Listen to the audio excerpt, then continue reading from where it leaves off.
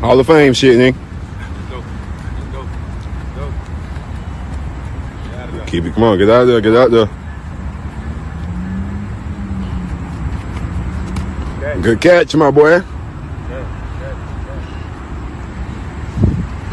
5 Unit Nation, man. Number 1, man. Hey, my dog, run this shit up, man. Let's go on. We found.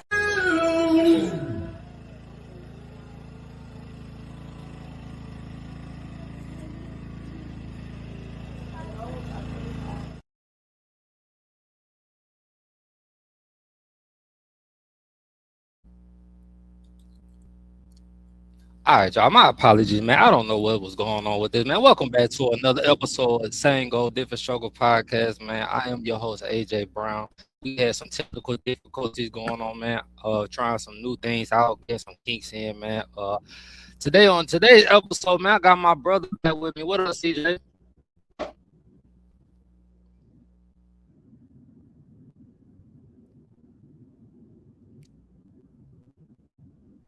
Man, we trying to get it together, man. Hey, bro, before I get started, man, I want to tell you I'm proud you got your podcast going, man. How's everything going with you?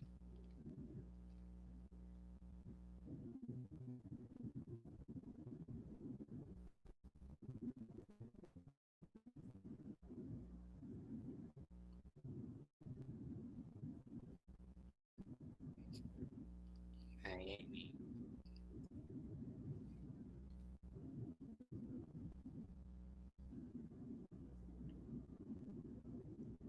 how's the family doing? All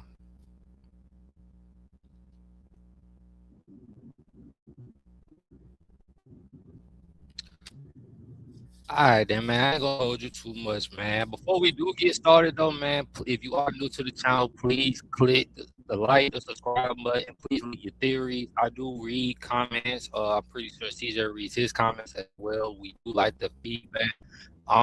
Today though, we're gonna start off with this first, right? CJ, you've been covering the South Carolina case with the store man. I don't have his name, but I do have a few clips. But I want to see you have been covering that, right?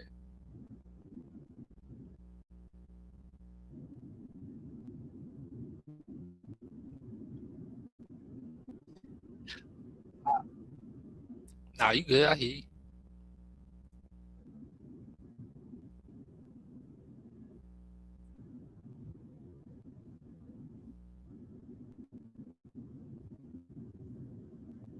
Yeah. So I got the video of the verdict. I got the video of a few other I got a few videos that I want.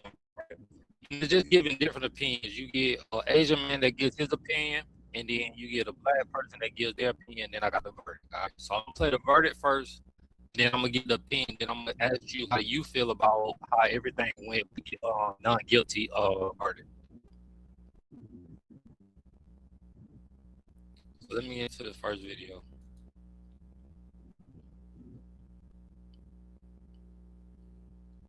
Allow me to do it.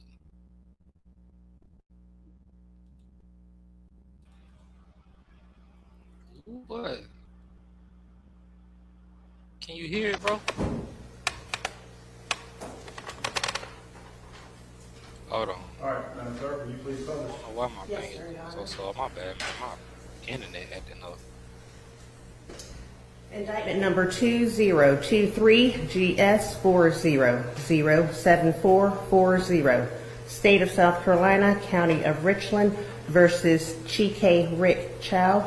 We, the jury, unanimously find the defendant, Chikei Rick Chow, as to the charge of murder, not guilty. Fine number 302, foreperson, June the 1st, 2026. Madam Forelady, was this your verdict and the verdict of the entire jury? Yes, ma'am, it was. Thank you.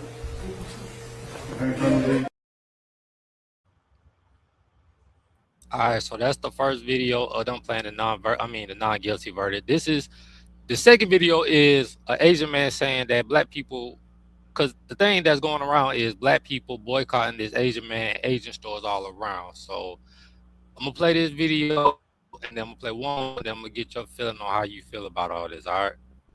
For sure. I love when the black community says, let's boycott Asian businesses. Please do. We'll get rid of the Chinese takeout, the dry cleaners, the laundromats. Let's get rid of the liquor stores as well. Get rid of the Jordans you guys wear, the Nikes you wear, the shower caps, the Hondas, the Hyundais, all your car electricians, the electronics in your house, the Sony, the TV system, your sound system, the microphones that you guys use to rap and speak about awareness for the black culture and the hip hop culture.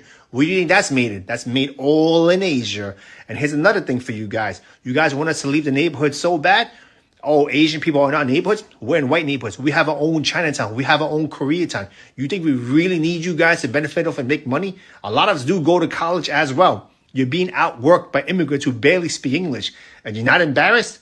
Go to the bank, start your own businesses, and deal with your own people. I want to see your own women get on their hands and knees and do pedicures and manicures and deal with nasty ass attitudes, okay? Please, boycott Asian business. I'm all for it.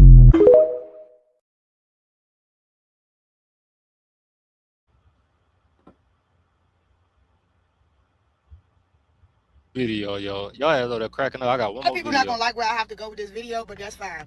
Y'all falling for the same tricks, the same schemes, the same plots. Y'all, the same plays. You're falling for them. These people do not have anything else, so they constantly run the same plays on the people. They're not creators. They're not creating anything. They're coming from a playbook, and they're running the same plays in different fonts on you. The same plays. A lot of my people, y'all have done the digging, done the research to understand how much these motherfuckers lie on grand levels. First of all, we in a country where 9/11 took place. These people are habitual liars. These people are master manipulators. Turn the TVs off. Turn the TVs off. And I say it again, I don't care if nobody get upset about this or y'all think that I'm being careless. I'm telling you right motherfucking now, these people are running the same exact plays on the people. And the thing is, when you really start to dig in it, because I go back in history and I question a lot of it because honestly, I feel like we've been lied to about a lot of events, a lot of shit, a lot of people. But like I said, when you look at this shit, they're doing the exact same things. Disconnect from all this shit. Walk around like you know you're being lied to and question everything. These people are putting on a show. The world is a stage. We're not on here telling y'all that for nothing. And even my people that know what y'all know better, do better. These people are playing with us. You cannot trust half the shit you're being shown on your TV, if not more than half of it. Go within.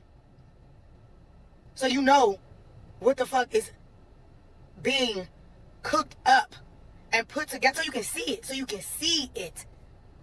Because this thing go deep.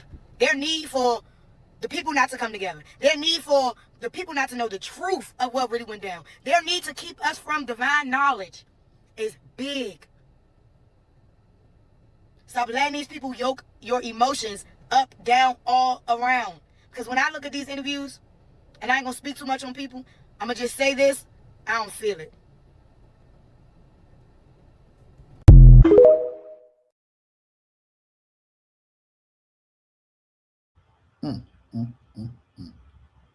We got a different, you got a different opinion from, you got an Asian opinion, you got a black. I ain't getting to do too many of the race thing, but I want to get your opinion. And I want to see where you go with this, because I think the black girl and you kind of sound just alike. So I thought that you might click with that a little bit, but the floor is yours, King. Now I'm going to say this, though. I agree with both of them. And the reason I say that is because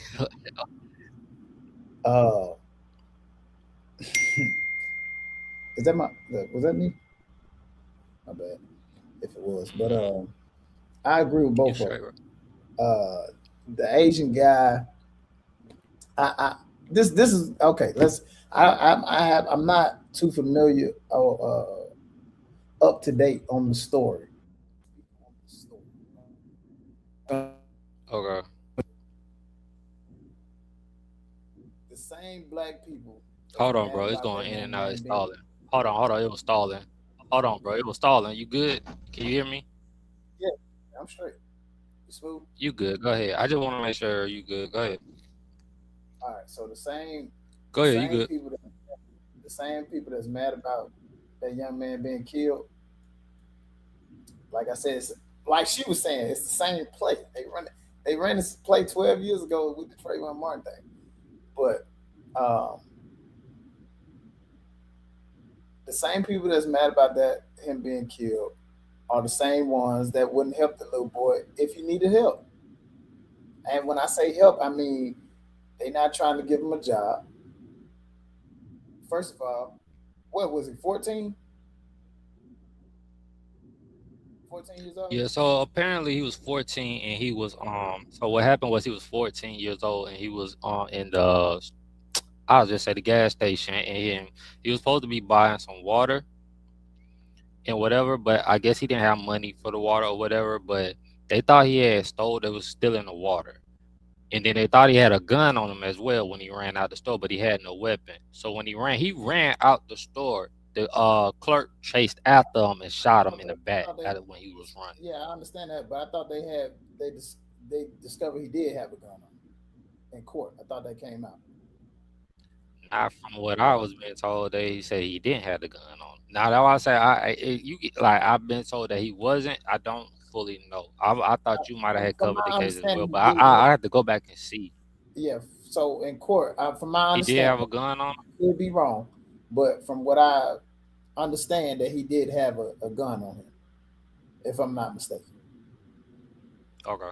So now, if he did have a gun on him, my question is, why is a 14-year-old walking around with a weapon? Now, that doesn't justify him being killed, but it's like in the community. It might have been the water bottle he didn't have on. He might have did have the gun, but it's not the water bottle. Well, but even though I'm not saying that the young man should be killed, because nobody should be shot and killed, right?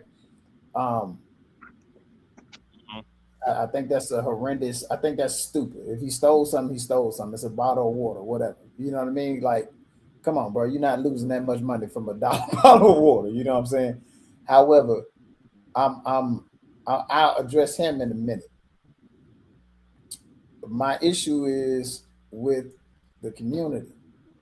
Right, so I'm not certain of this. I'm just hypothetically speaking. Like I said, I can almost guarantee you, this kid comes from a single mother home, no father around. I can almost guarantee you that. Why you say that? Because look at the situation. You think if this kid got a dad, or I'm talking about a present father, a present black father. This kid got a present black father around. You think he in the store stealing? Or even approach? I'm gonna be honest with you, bro. I'm gonna give you a real life situation, bro. You know that like I'm around my kids, right? And I'm not perfect, but I'm pretty much active, right? Like I'm pretty much involved. Bro, I'm gonna be real with you. I got stuff going on with me right now that I wouldn't even believe, dog. So I'm at the point now where it's like, I'm looking at it like I could be the perfect parent or try to set the right tone, and they can still pick and choose. They can know from right from wrong, right? Yeah. And still be influenced enough. That goes back to what you be telling me about how things is like kids are influenced and stuff. So it's like two things can be right? It could come from a single parent household, right? Or it could come from where this mother has done the best that she could. Either way, follow mother, and this child still chooses to be rebellious. Let me say something. Let's stop saying that. Let's stop saying that they're doing the best that they could. Because obviously the best that you could do is not good enough if your kid finding themselves in this type of situation. I can't see what I'm saying, that, bro. Because see, I can't agree with it. That's the out. That you giving somebody an out. Somebody that like that's the best that you can do. It's the best. Like that's you giving somebody an out, and I just me personally. If I'm like, man, this is the best I can do. So if let's just say this, we in the weight room. What are you saying? Hold on, time out. Okay, time out. You giving them an out. So what if it is giving somebody, not just women. Okay, then what? You giving them an out. You giving them an excuse. Man, this is the best I can do. That's what bullshit. is it? No, I feel like two things can be right though. I think two things can be right. I just feel like you can't always put everything on the parent when a child know. This ain't like a teenager know right from wrong by the time they 14, bro. I'm gonna tell you why you put it on the parent. Right? Nah, I'm gonna tell you why you put it on the parent. Because obviously the parent is lacking somewhere when a kid is acting out in such a manner. Now, when this person hit 18, 19, 20, then you can say that. Like, shit, they just gonna do what they're gonna do now. But you lacking somewhere. I can't agree with that. I'm dealing with 3 teenagers now, and I ain't. Bro, look, listen. You're lacking somewhere. And it's okay. That's the accountability factor. That's the part where you say, hold on, okay, let me sit this kid down. Why are you stealing? What am I not doing? I'm saying, how do you know that I'm just talking about stealing in general. We just talking about that, just stealing. Why are you being accused of shoplifting? Why are you toting a gun? Okay, now, if your kid is found to be toting a gun and they run around playing let's shoot them up, bang, bang, kill them, then that comes back to the parent. Mm-hmm. You're not doing the best that you can then, because why aren't you more aware of what your child? You can't watch them 24. You can't watch them 24/7, but why aren't you more aware of what your child is doing? Because he could have been over somebody else's house. What if she had to work? What if she had somebody like? It doesn't matter. His grandma could have been watching them. That's not. She can't be a two. She can't do that. No. You're making excuses. Whose child is it? It's not your grandmother's child. It's not your mama's child. I'm telling you from a father. I'm telling you from a father, dog. I'm telling you that, bro. I'm telling you from a father, bro. That is an excuse. Now, if you send your kid over there, it is. But but the excuse is either two things. Excuses is two things. It's either a reason you can or can't do something. And guess what? Excuses are tools of incompetence. Excuses are tools of incompetence that builds monuments of nothingness. This thing, dog. Those who use those tools seldom amount to anything. So, what I'm saying is you can't do that. Not in this generation. I know tons of parents that's going they're not lacking though. Huh? You said what? But I know parents that are not lacking, and they're still having. I know parents that are not lacking, and they're still having situations. Ain't no parent out here not lacking in something. You can't do that. You gotta stop. Yes, you can, bro. Listen. Oh, you said they're not lacking in something. You said hold on. You said they are not lacking in something. Yes, it's not one parent out here that's not lacking in something. It is what it is. It's up to you to decide. Okay, if I lack in this, that comes with the territory. I feel like that comes. Yeah, it does come with the territory, but you got to choose. Hey, if I'm lacking here, I'm willing to sacrifice this for my kid to be this, or my kid to deal with this. Some shit you're gonna have to willing to sacrifice. So if you looking at it like I'm willing to sacrifice the money in order to spend time with my kid so my kid can be more well-rounded,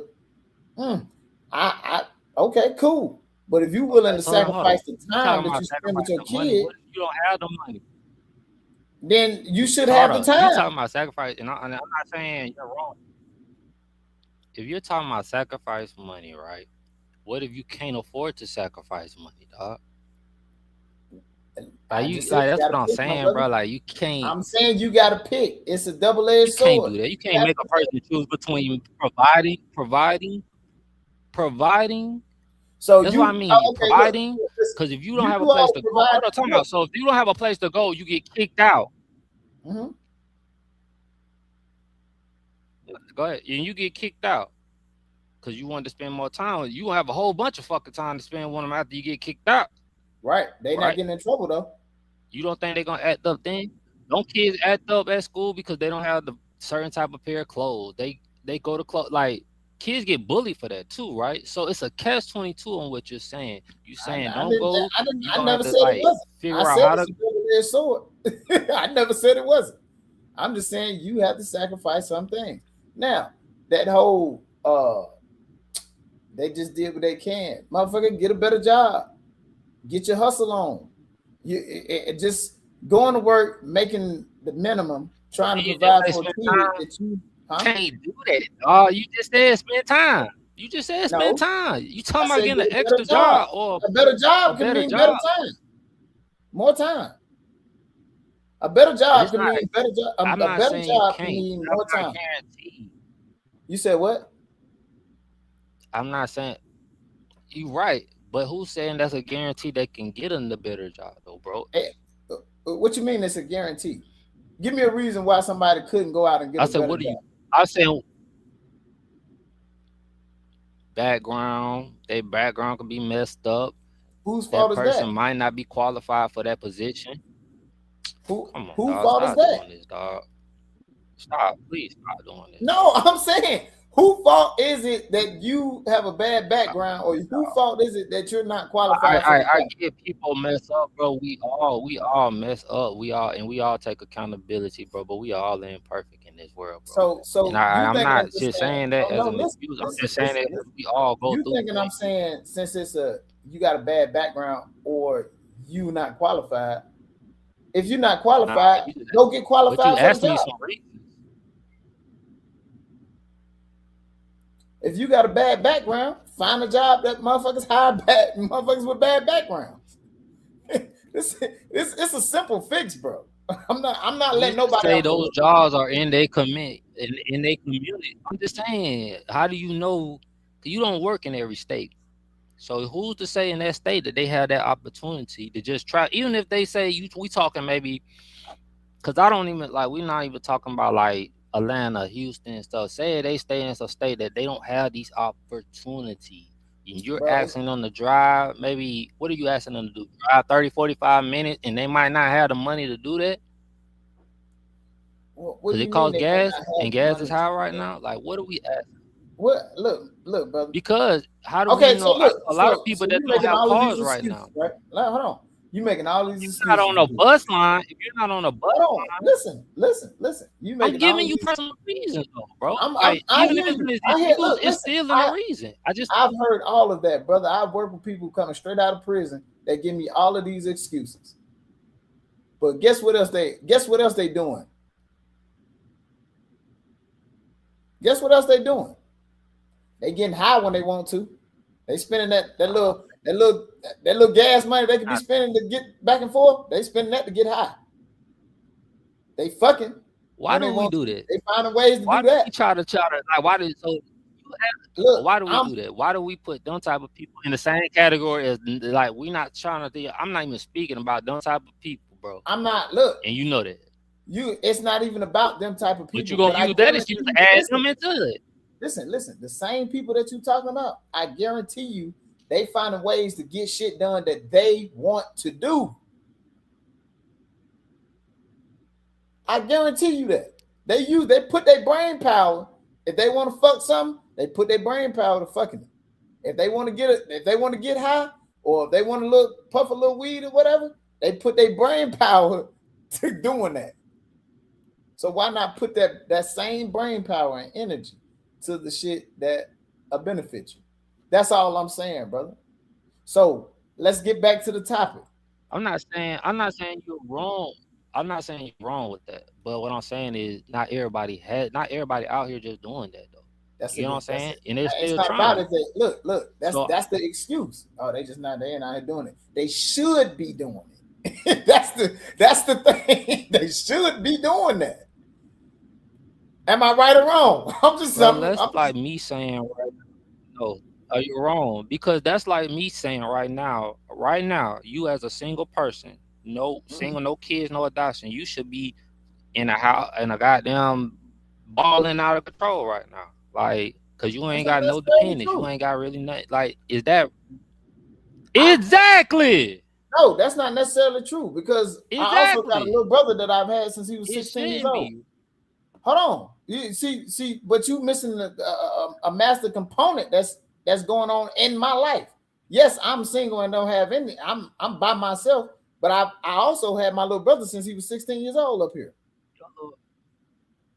Am I right or wrong? 2 years and then he went to college, bro. 2 years? That's not 2 years. This nigga 21. What are you talking about? He's still here. You said since he was 16. He's 21 years old, bro. Don't he go out to college though? What college nigga you know? I'm not talking about them. What college nigga you know walking around with tons of money in his pocket? That's what I'm at. Other than D1 athletes. You don't want to answer that right now? Other than D1 athletes. Right now. College niggas you know walking around with tons of money in their pocket that don't come from a decent family. College that niggas. Come on now. Depends. Internet. A lot of these niggas making money off the internet right now, bro. Like, so we can't go off that. Like, we niggas really making money off the internet, playing their games. Listen, they could be in college. I don't know. They could be doing college online. Average college nigga is not walking around with a bunch in his pocket. I'm telling you that. I know it. I'm around them every day. Talking about an average. You just said college. Average college nigga is not walking around with a bunch of money in his pocket. It's not happening. Prove me right. Prove me wrong. The average college nigga is not walking around with a bunch of money in his pocket. It's not happening, bro. I don't know, dog. In college, it is different for everybody. All I'm saying, bro. But what I'm telling you is the average college nigga is not walking around with a bunch of money in his pocket. It's not happening. You saying that to me like I ain't go to college. Like, nigga, I know I'm not saying niggas gonna have what they have and what they do. I'm telling you, I'm not speaking of no innuendo or speculation. I'm telling you what I know.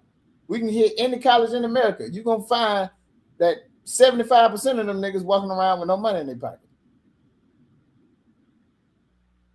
You mean the ones that are not with NIL deals and stuff like that, right? Everybody don't have an NIL deal, bro. Because you I know. On the D1 college campus, you might have 5 to 6 niggas that got an NIL deal. 5 to 6. Everybody ain't walking around with no NIL. So let me ask. Okay. What about certain niggas down here that know how to trade now, day trade and stuff like that? It's young niggas out here that know how to get. You come out here, it's a lot of young. I'm not saying it's not, but it's a lot of. You go to Georgia State right now, it's a lot of these young niggas out here with money in their pockets, and I see them every day dealing with them. So I'm just speaking on what I see from out here. I can't speak on for what you see out there. Listen, I'm not talking about what I see out here. So I don't know what's that. Talking about in general, man. When you around college niggas, these niggas ain't walking around with a bunch of money unless they come from decent families where niggas is getting $200-$300 a month. Okay, cool. Okay, cool. So but back to the topic at hand. That would be somebody assuming. But that would be somebody assuming that, right? No, that's no. I'm not talking about saying somebody assuming what you might not have going on. If they didn't know that you were taking care of your college or helping out with your little brother or something like that, like they didn't see that. So what I'm saying is this, right?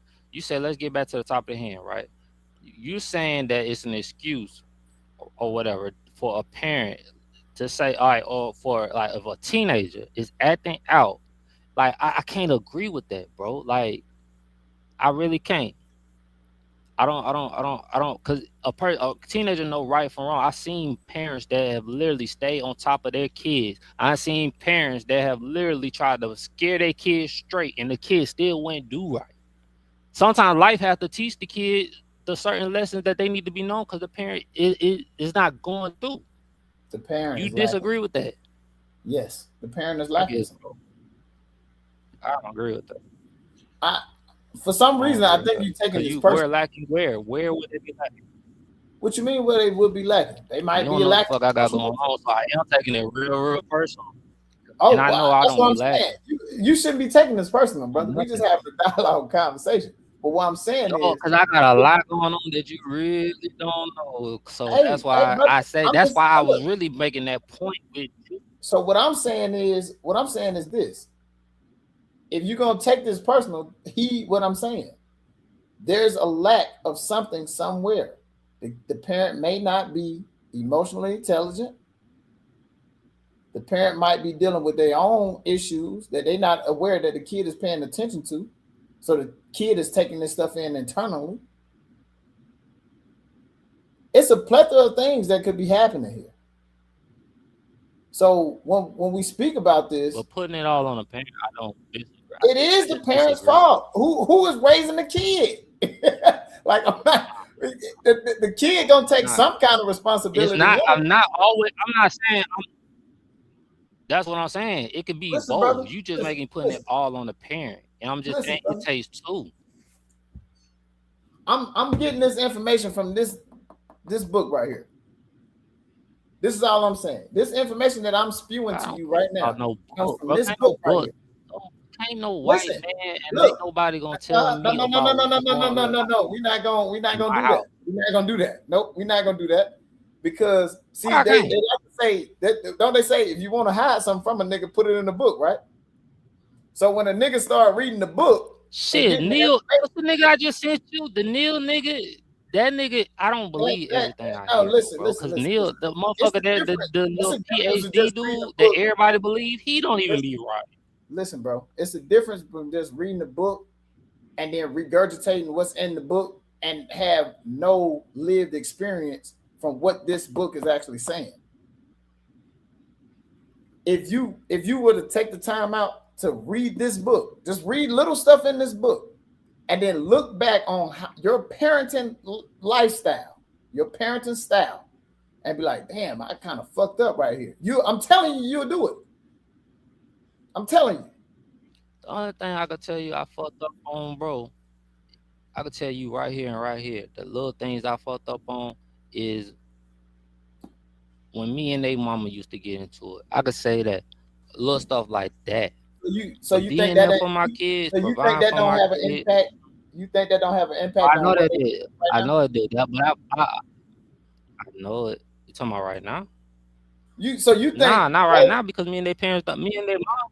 You saying right now? No. Listen to what I'm saying. You think that those little incidents you was having way back when they were little bitty kids, you think that don't have an impact on how they operate right now? You think that you and their parent, their mom not being in the same household don't have an impact on what's going on with them right now?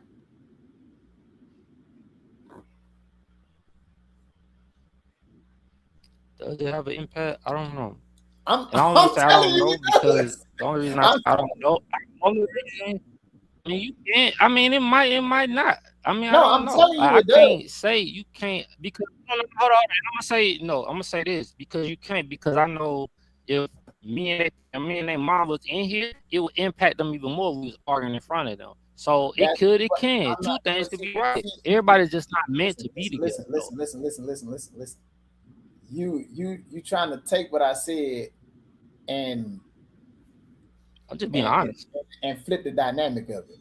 What I'm saying is the things that you have done in the past, are currently affecting those young people right now. Now, can you fix it or can you change it? I don't know because I don't know your parenting style. I don't know how you operate with your kids because I'm not there every day. However, the things that you have done previously, the things that you're doing now, and the things that you will do in the future are currently affecting how those kids operate on a day-to-day basis. How you respond to certain things. I just don't feel like I don't care what no book says. It's not about raising kids, brother. You stuck on the book. I'm not talking about the book anymore. I'm talking about just the level of. I say this. I'm gonna tell you this. Just look. It's hard to say that. It's hard to say certain things because I don't talk all the things about what goes on around here. So it's like it's hard. So I'm trying to figure out what. I'm not saying that you got to tell me anything. I'm talking as a collective, right? I'm just addressing everything at its totality. If you just stop and say, okay, let me talk to my kids and let me figure out, let me give them let me just give them the leeway to address everything that they want to address. without no interruptions. Yeah. Let me just sit back and say, hey, you know what? Let's hear it. Let me just open it up. Let me open this dialogue up. I ain't gonna interrupt them. I'm gonna let them say whatever. I'm gonna let them curse if they want to. Whatever they feel. Get it off your chest. Tell daddy about it. And see what happens. Just see. Just see what comes out of that conversation. Bro, I've been the cursing part, no. But I've been open with my kids, and my kids know they could be open with me. And one thing I can tell you right now, and see, one thing you can't. I said, until you have your kids, bro. I'm telling you. I know how to go about doing with mine. I'm just telling you from you see you have them, you don't really know though. It don't matter, bro. See, that's the thing. People always say that. They're like, you can't do that, and I hate that shit. Yeah, so because you don't have, you can't feel what I feel. That's like me saying it's not about what you feel. That's like me saying bro. I'm a PA, like I'm a. That's like saying what? It is, bro. No, it's not. You can't feel what I feel if you don't have kids, because it's not gonna relate to you. That's like me going somewhere that I can't, like, that's like me putting myself in somewhere that I cannot relate to if I have no business, even if I have never been in this world before, if I never had no, like, nothing towards it. It's not the same, bro. A child, a parent and that connection with your child is a totally different bond, bro. I don't care what nobody says. Hey, listen, I hear everything you're saying, and I've had these conversations with tons of people. And look, when they go back, and it's hard for you to have them. I'm not speaking no innuendo. I'm not talking about what I don't know. I've had conversations with people and their children. And when I give them this guidance on how to operate with their children, and they try it, all you gotta do is try it. They come back and say, God damn, man, how did you know that? And I'm saying, let me ask you this: what if I try everything you already said? My kids. Listen, one, from my experience, right? I'm just taking this all from my experience. Two, I never forget what type of mindset I had when I was a kid. What type of conversations that I wanted to have with my mom or my dad when I was a kid. I've never forgotten that. And I never let it go. You know why? That's why when people see me with kids, that's why kids love me. Because when I'm dealing with children, I'm going to let you express whatever you got on your mind. Because these are little people. It ain't like they don't know what they're talking about. These are little people. They understand. They get it. They picking up on things. So I sit back. I've never had nobody, I never suggested something to a person and their child or a person to do with their child, and they come back and say, man, you was wrong about that. I'm telling you, out of all the children, all the parents that I've ever done work with, you know what I'm saying? We legit over here. I just want people to understand that. We legit over here. Counseling, psychology. We legit over here. I wasn't even going to go. I mean, we ain't lying about what we doing. I wasn't even going to do that. I wasn't going to even do that. No, I'm just saying. I just wanted the people to know. You know what I'm saying? We ain't lying about what we do over here. You know what I mean? Avid reader, man. Every day, I be trying not to be petty. I got it. We avid over here. If you ain't got this, you ain't done no counseling. If you ain't got this, Doctor, what's her name? Bryant. You ain't got this, you ain't done no counseling. I'm not getting it. You got to have this. Not doing that. This is a Bible. Okay, for mental disorders. Listen, brother. I am an avid reader, man. You know, Jess Hilarious got a book. Jess Hilarious got a book for co-parenting too. You know, like just because niggas do it though. Everybody be talking about, you just talk about reading and stuff. I'm an avid reader, brother. I'm avid. You said who wrote a book? Just she wrote that book, which I respect. I respect that from her. So that's all I'm saying. That's all I wanted to kind of put in. I get it, bro, but that's like you saying you read a book, but I've been through child support and shit, and I know like it's just different. I mean, it's good to have if you gonna go through it, but I wouldn't wish that shit up on you. No, I wouldn't wish it up on nobody either. But that's why I read about it. I read about it because I had people dealing with it, and I wanted to guide them in a good way, so they wouldn't be paying child support when the damn kid is 40 years old. So they know that it, and does that book too. So that in that book, right? Well, I don't know. Never mind about that child support. Don't worry about it. Don't worry about it. But listen. All right, bro. Let me ask you this. Back to the topic at hand. Go ahead. We spent 40 minutes on this. Back to the topic at hand. I want to address black people.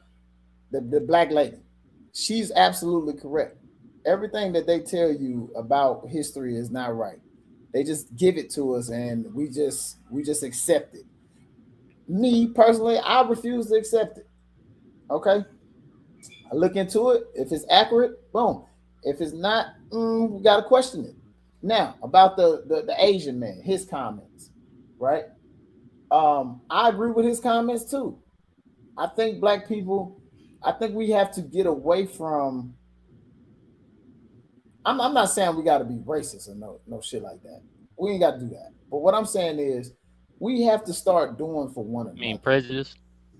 Prejudice, not racist too. Racist too, both of them.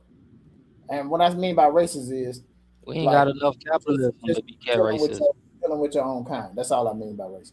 But when I say this, like we gotta get away from relying on others to do what we can naturally do for ourselves.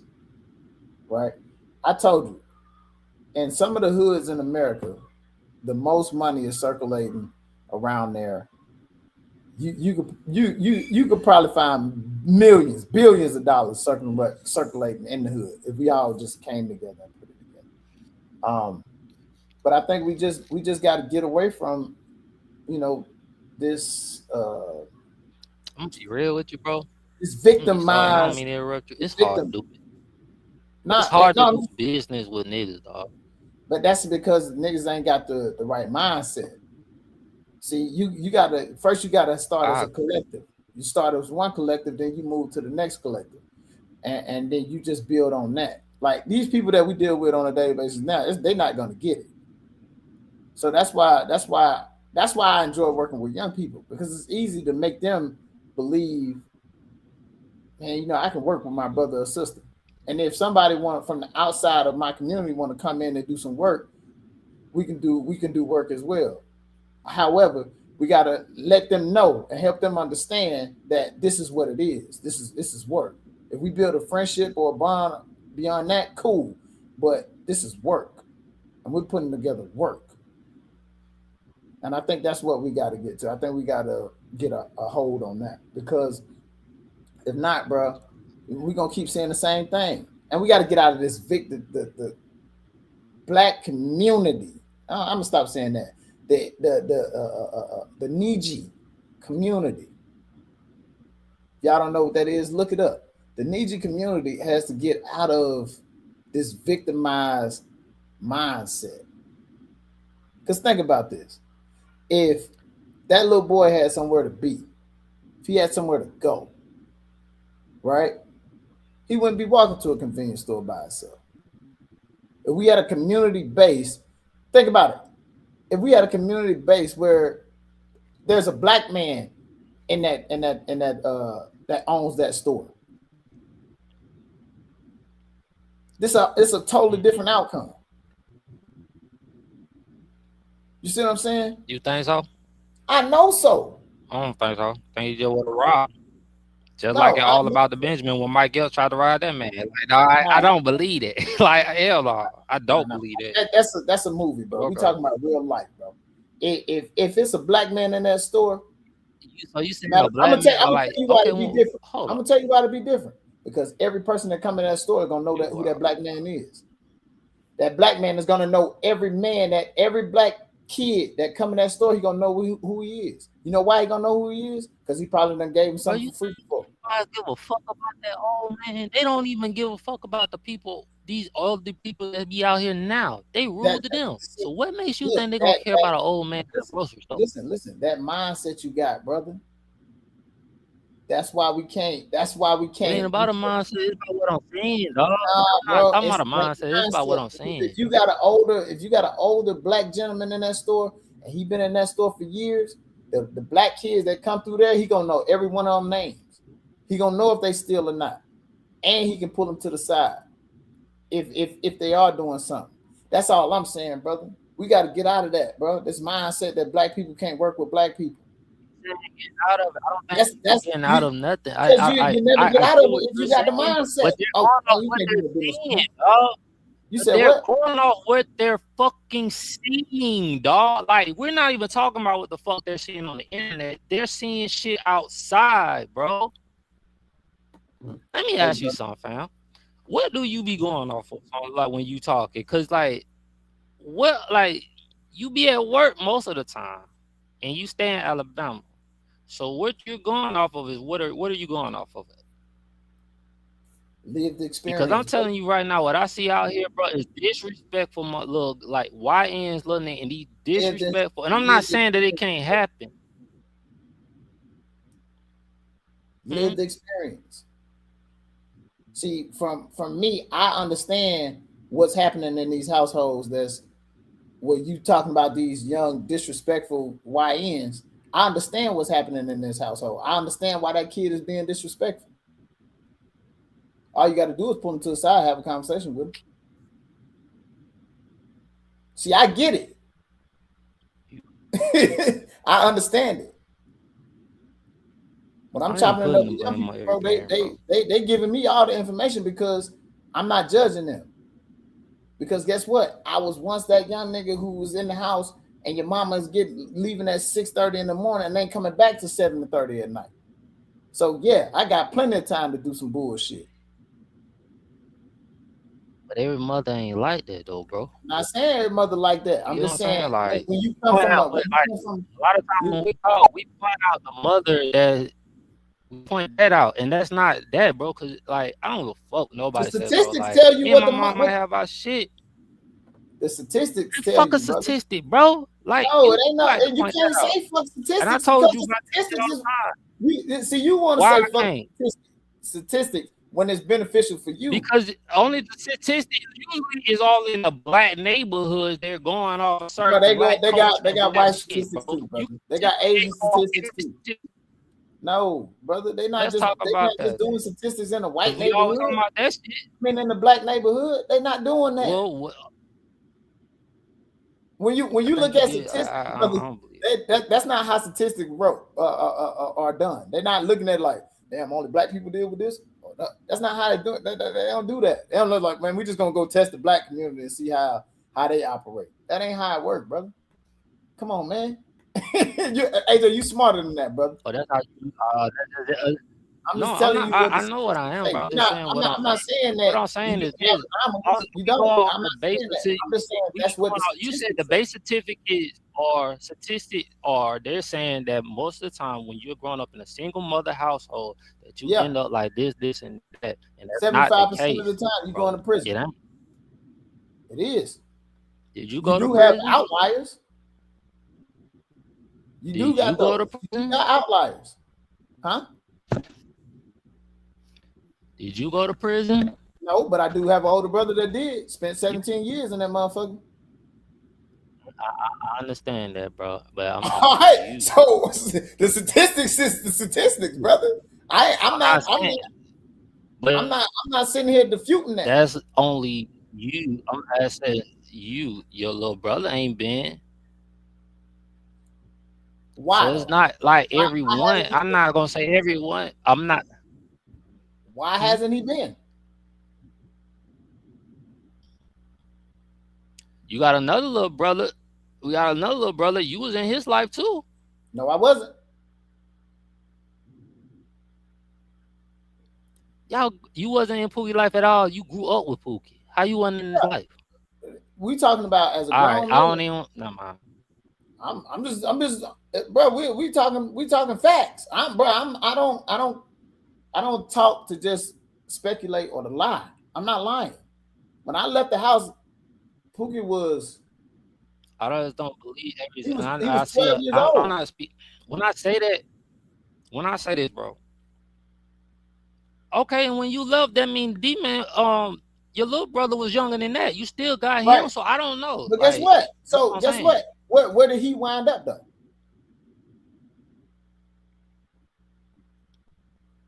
Where did he wind up? I'm not gonna do that to your little because one thing. Hold on. He can't. Hold on. Listen. I don't know that story, and I'm not gonna. Time out. Let me see. I'm not gonna do that to him because he went to the army. He was doing good. So let's not do that, bro. Like I'm not gonna just do him like that. Now he did whatever situation he got in. Huh? So you think that situation just happened? Now whatever situation.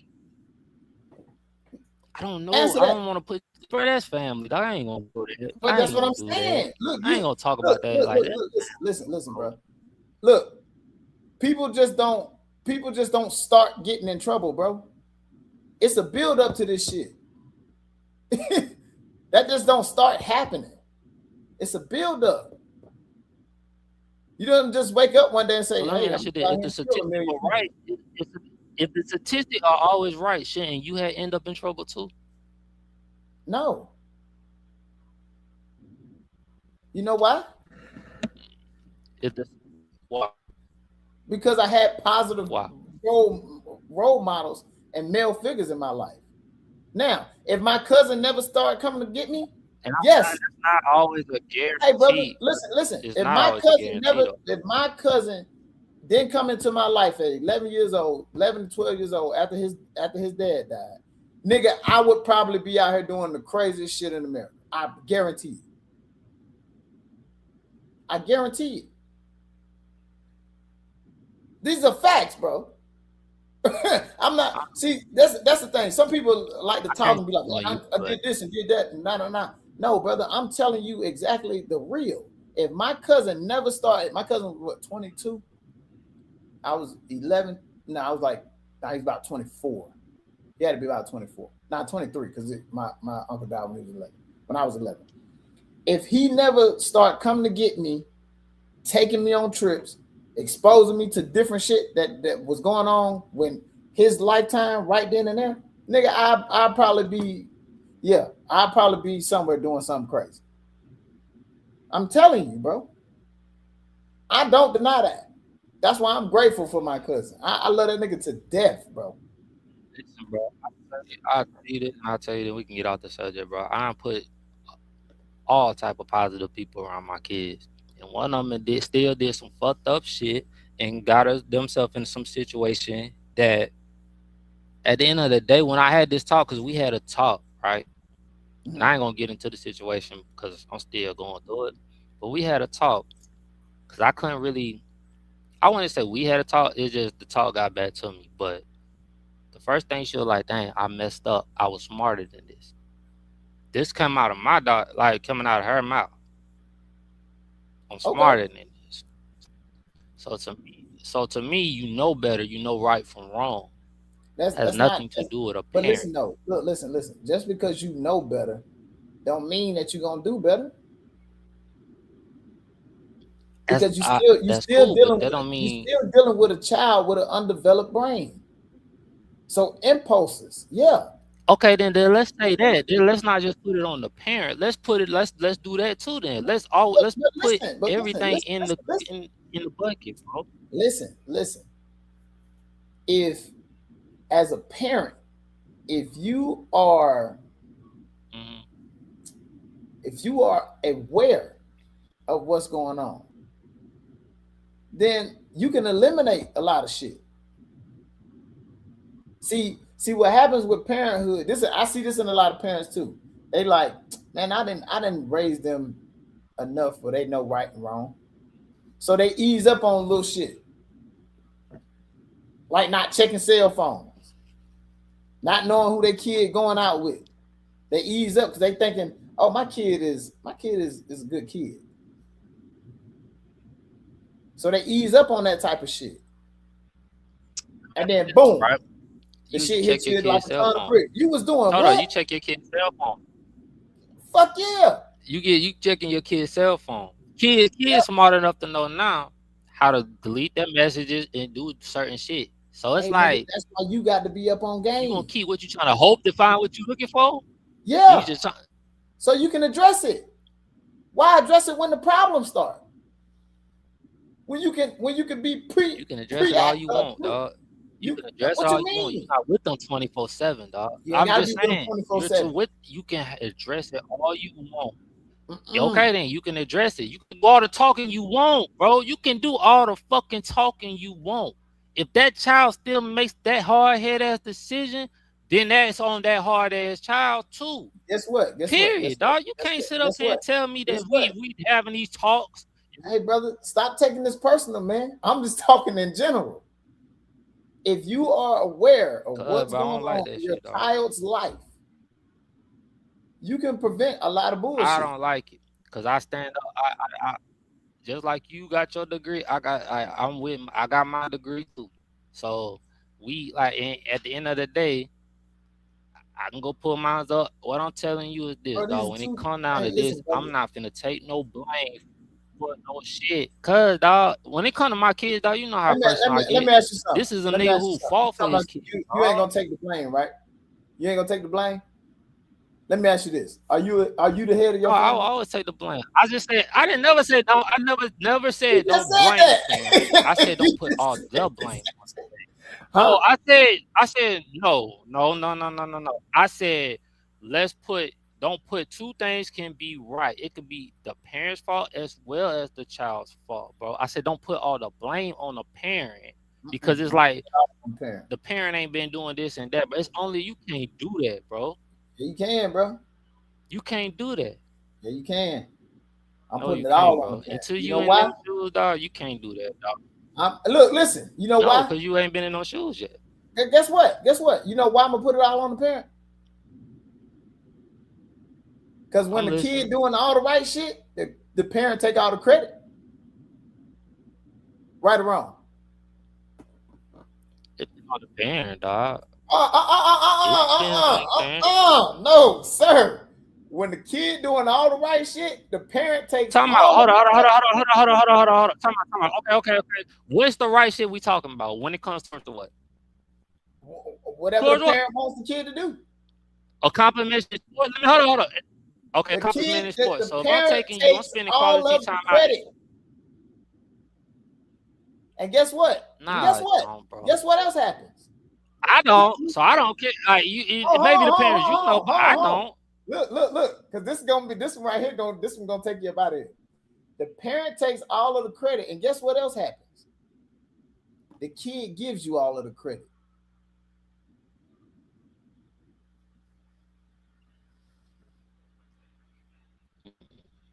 Yes, sir. Yes, sir. You think Kevin Durant mama was with him shooting in the gym? She the real MVP though, right?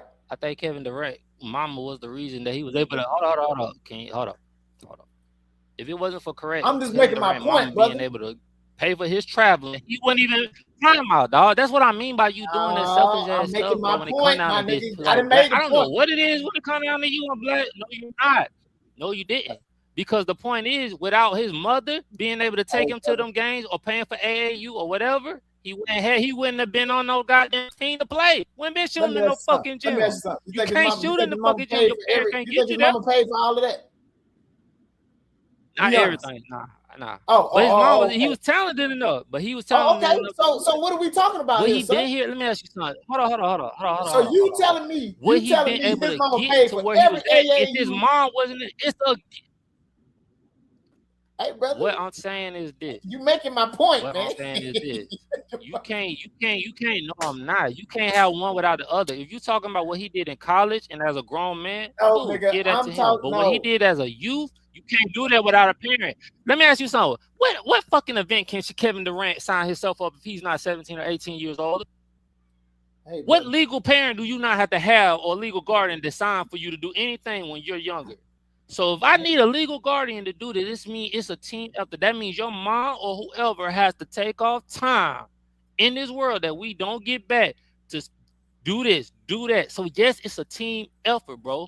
He couldn't have did this without it. Ain't like he walked there and back, shot was shooting in the gym and got there by himself, then came back home and his mama had nothing to do with that.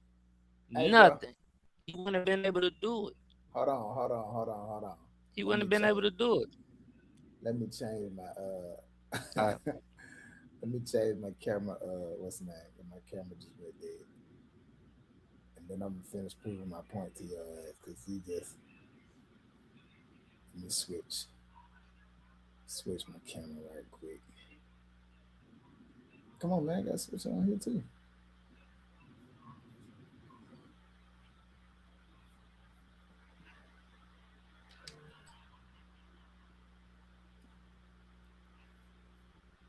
Uh-oh, I got it.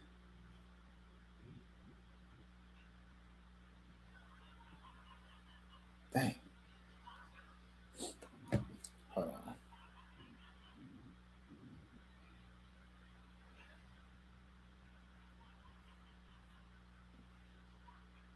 Turn off camera. Take your time, bro. Sure. Oh, I just gotta turn it off for the quick. You got 2 different cameras? Yeah, Move out the way. What's that Dick Gregory book called? Reading Between the Lies.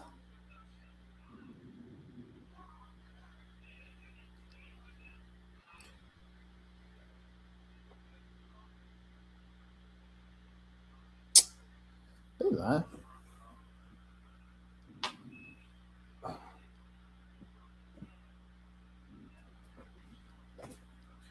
All right, keep it going, brother. I'm let me charge this camera right fast. I'm finna come right back. All right, y'all. So look, we gonna get off that because I got one more subject before I let my brother go, and I know he hear me. So this is what I'm gonna do, right? And I know he can hear these videos. All right, y'all. So the Karmelo Anthony trial has started, right? And I want to get everybody's opinion, everybody in the chat. Y'all let me know, how do y'all feel about how the case is going? I believe it's on day 3. I'm gonna play one clip of a guy that said he was in the courtroom and they played the video. I've been hearing mixed reviews. CJ, you been keeping up with the Karmelo Anthony? Yeah, I've been keeping up. We'll see if CJ been keeping up with the Karmelo Anthony. You keeping up with that one? All right. So I'm gonna play this one or the clip of the I guess it was the guy that was in the room, the courtroom, and he said he seen the tape. So I'm gonna play this clip real quick and then we'll go from there. The twins, they're 2 buddies. Oh shit. The twins, they're 2 buddies, and a few other kids, because there was a few kids involved with them. They were all coming from the direction of the middle school, coming walking back up. Right. On the video, you can see those 4 that actually was involved, and maybe about 3 or 4 others that was with them, skipping up, trying to catch up behind. One veered off probably toward his way to go to the coach and kind of distract him a little bit. And then the other 4 came walking together. One went in front of them, went past. Right. The other 4 went and they surrounded Karmelo. You know, if you're Karmelo. And they showed that on that video. It's on the video. Okay, come on. You couldn't hear it at all, could you? Yeah, I heard it. The twins, Could you hear it, CJ? they're 2 buddies, and a few other kids, because there was a few kids involved with them. They were all coming from the direction of the middle school, coming walking back up. Right. On the video, you can see those 4 that actually was involved, and maybe about 3 or 4 others that was with them, skipping up, trying to catch up behind. One veered off probably toward his way to go to the coach and kind of distract him a little bit. And then the other 4 came walking together. One went in front of them, went past. Right. The other 4 went and they surrounded Karmelo. You know, if you're Karmelo. And they showed that on that video. It's on the video. Okay, come on. You can see them walk I'm up. gonna say little And stuff. I'll put it this way. Okay. They actually tell you when you're watching the video, pay attention in this corner right here, because if you look anywhere else, you might miss different things. Okay. So watch those 4. Here they're 4 right there coming up. Right. That's exactly what they say. Okay. And so you have. Going on. I apologize, y'all. These I don't know what's going on. I do apologize. These things is not working how it's supposed to. So what I'm gonna do is this, bro. They said that. All right. So in the Karmelo, you said you've been watching anyway. So they said that. I guess 4 guys, because we only know about the 2 brothers at first. Well, I only knew about the 2 brothers, but apparently it was 4 young males that approached him, and I'm guessing the story is that they approached him. They wanted him to move. It was raining. He was underneath their tent, and he wanted him to move, and he wouldn't move. One of the brothers, I think, pushed him. Correct me if I'm wrong. Pushed him, and then after that, the other brothers they hit him or something, and they started to fight. I might be wrong how I'm doing this because I've been trying to keep up with everything. We all, and if you haven't been keeping up the case, they did pick when they picked the jury. It is an all-white jury. It is. I want to see how CJ feel about it being all-white jury, and do he still feel like that it's a chance that Karmelo Anthony could be found not guilty in this case, or will this be another? How can I say this? Will this be another case where they use this to put black people against the like what we are now in the world? If that makes any sense, you get where I'm coming from with that? Yeah, I understand. I understand what you're saying completely. I was looking at something. Nah, you good. With I had to end that the what's the name over there because the camera died. It was stripping. So I'll say this. Oh yeah. I think dude was lying. The dude that was just in that video. I don't think that's true because from what I hear, You know, it's so crazy. I heard Brandon. You must have been listening to that Brandon Tate cop guy. You listen to him? I don't know who the hell that is. The Brandon Tate cop guy, the black. You don't know what it is? I have to send it to you. Don't worry about it. Go ahead. Because I heard another dude say it, but I don't really fuck with him. But if you said, apparently you seen something that I didn't see, so that's why I'm asking. No, see, this is what people don't be listening to. See, people need to go and watch Law and Crime, right?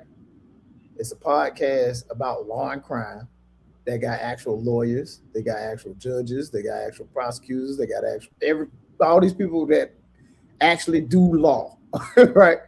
I watch this podcast and I go into detail from what I hear from this stuff, right?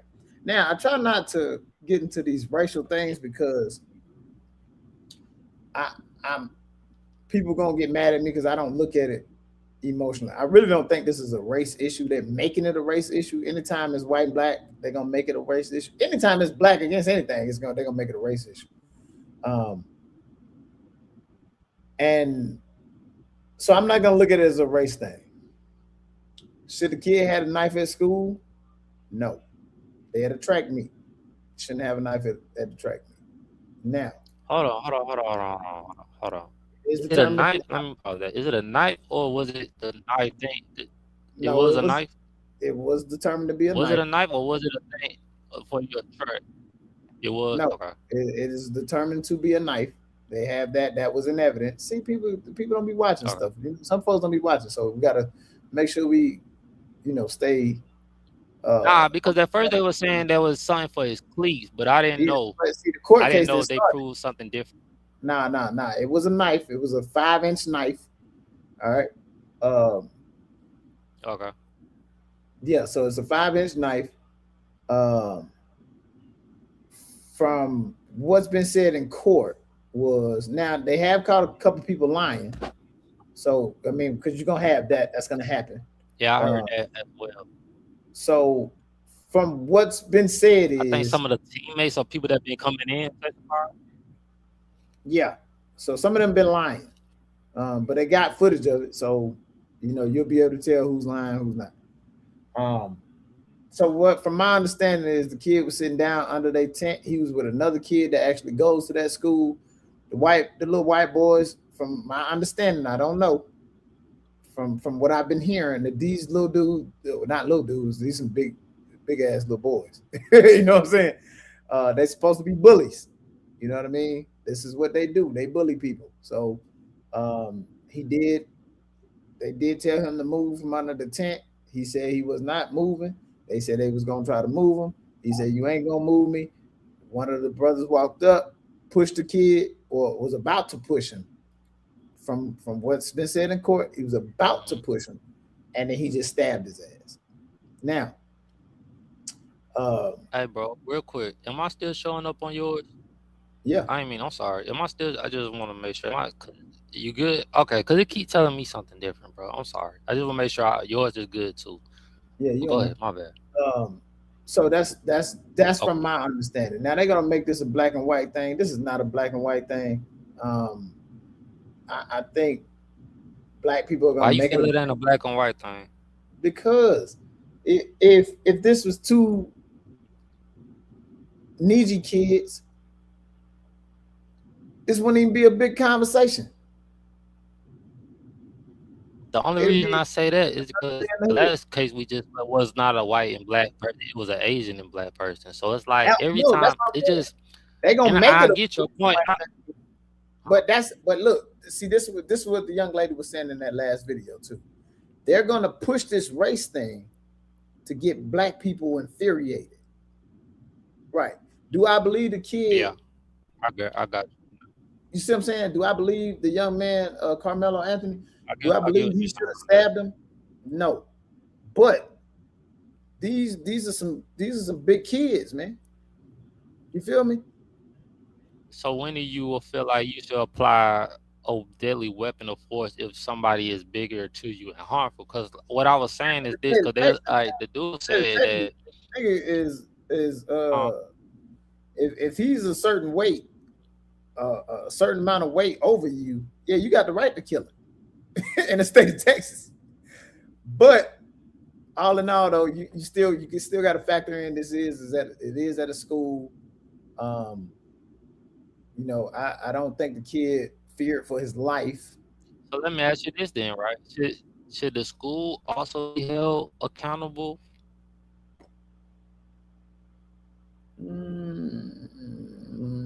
No, because I believe this was an invitational track meet. So, I mean, but shouldn't you have like the only reason I asked that, and I'm not trying to get off top of it, but when you have certain situations, right, at a concert, right, and an artist might be on stage, but if somebody get into an altercation, they end up suing the artist or whatever. That's why I was asking, could see, it be in a situation of that? This is a track meet now because when we talk about like a track meet or now, if this was like inside a gym and a basketball game, but this is a track meet, bro. Ain't nobody coming. You get what I'm saying? It's all about time, place, and manner too. Like, it's on school grounds, but it's still on doing security at a track meet. Like nobody's expecting anybody to die at a track meet from physical violence. I get it. You see what I'm saying? At a basketball game, yes. A football, yeah, I get it. Yeah. But a track meet, nobody's expecting. I've been to tons of track meets. Ain't nobody thinking about. Yeah, no, I get it. Yeah. You know what I'm saying? So, it don't bring that type of energy in, like nigga, you running a race, like who, you know, football things get a little chippy. Basketball, you know, but track meet, nah. I don't think so. But I think it's just gonna be it's gonna be a race issue. I mean, I don't know, you know, 100, 200, 200 meter can get kind of chippy, but it ain't into the extent of a football or basketball thing. Yeah, so you ain't gonna fight a motherfucker though. I just 200 meters, like you just gonna. Well, wasn't the coach? It was like the coach. What did the coach say on the second day when he got on the stand? Because the coach said something as well too. That's why I'm mad I can't play my damn videos because they had everything. Yeah, I don't know. I haven't watched much of the trial. I just been listening to information coming back from it. I haven't watched it at all. I found time to watch it when once school began. The video and images almost too much for Austin Metcalf's loved ones in court. Jurors and a silent gallery watched police body camera video of a then 17-year-old Karmelo Anthony being taken into custody without incident. The teen wearing a gray hoodie by Christian luxury streetwear label Fear of God.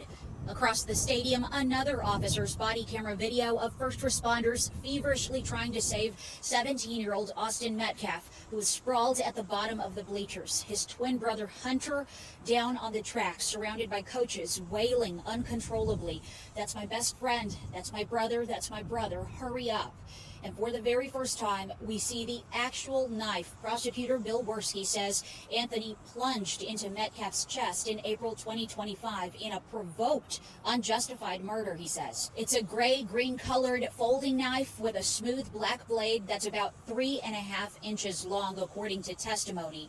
Weapons, it is noted in court today, are not allowed on school district property.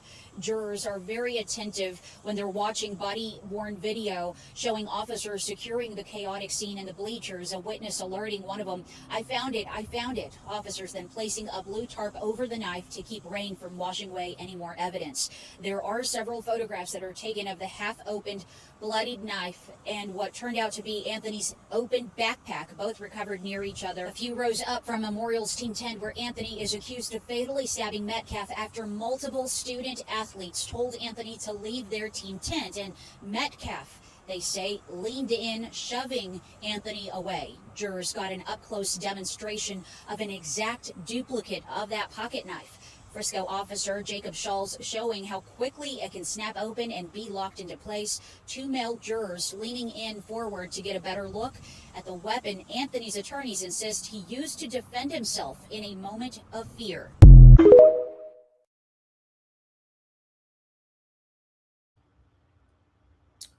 If y'all don't go over there fucking with him, Charles, and then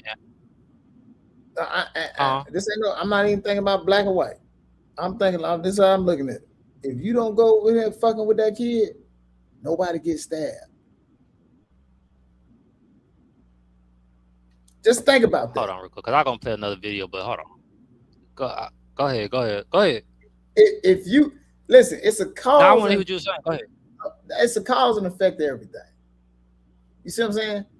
If y'all don't go over there fucking with this kid, you don't get stabbed. Why is it a problem, bro? I didn't look. Listen, this is the thing that I don't understand. Why is it a problem that he's sitting under that tent? That's why when you were saying like we gonna make it a race thing, I hate to say it, but the way they made it, the way. Okay, take race out of it. No, take race out of it. Go ahead. But I'm sure that it's black kids on that team too. On their team too. I'm sure it is. So I could be speculating, but I'm sure. Unless it's one of them all white prep school type balls. Yeah. I don't think that's what it is. Even then, it still got white, black. It's still even then, it still got you got black 1 or 2 people 3, over there. like maybe a 2 or 3 at least. Yeah. And I'm not saying that. I'm just trying to understand why was it an issue with that kid being up under that tent? Let's figure that out. Because I'm sure it's black kids on their team too. And it may not be, but I'm almost certain it is. So either those little boys got some issues, they think they better than what they are. Because from the information that I heard, they beat up on their daddy, on that type of shit. You know what I'm saying? So these some aggressive little dudes. So I'm just saying, I've been on the okay, let me ask you this then. If they beating up the daddy, let me ask you this then. Who's to blame? The parent still? Hell yeah. You still blaming the parent? Fuck yeah. You got these. So what do you expect them to what do you expect them to do? What you mean? What am I expecting? If he hit him, he going to jail. No, I'm saying if he hit him, he's going to jail. Obviously, they've been hitting him. I'm just asking. That's what I'm saying. What I'm saying is you just got to you got to do better as a parent. That's all I'm saying. When we talk about parenting, you just got to do better. See, sometimes you can just ask the simple questions. Hey, what do you what do you think I can do better as a parent? Like for me to help you. I think every parent could do that way. Yeah, because like if I see my kids spiraling, if I start to see my kids spiraling, hey baby, come here. Let's talk about this. What am I doing? What aren't you getting? What am I doing that's causing you to do this? and then you may hear it. You may get, hey, you can say what you want to say. Open your mouth. Just talk. Use your words. Curse if you need to. See, I send these messages out to my family.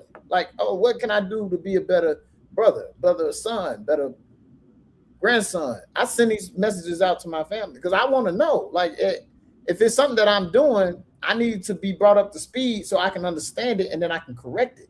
If I don't know, I can't correct it. So that's why I challenge people to do that. What if they say nothing? Nah, they're not gonna. What if they say nothing? They're gonna say nothing, but you got to give them the open door. I'm not speaking of. I'm not talking about your family. I'm not. No, some people gonna say nothing. Yeah, some people gonna say nothing, but you got to open. You got to give that door. You got to open that door. That's what I'm saying. Like, no. I'm saying after once you open that door and they say nothing, like, what do you recommend then? Then all right. So if it's nothing, then why? What if the issue? It still could be a problem. Yeah, it could be. It still could be some problems there. So okay, so why do you act like this when I do this, or why are you acting like this when I'm? Don't you think the bond has to be there? Like, has to be built? But I just seen a little message come. Don't you think like the bond has to? Don't you think like a bond has to be built for like in a way where they feel open enough to be able to open up to you to talk to you about certain things? Because like I can say this about me, right? I can say this about me, right? And I've said this before. I know that I'm not my kids can talk to me, but I'm not always the best one to talk to about stuff because I can't overreact. I can admit to that.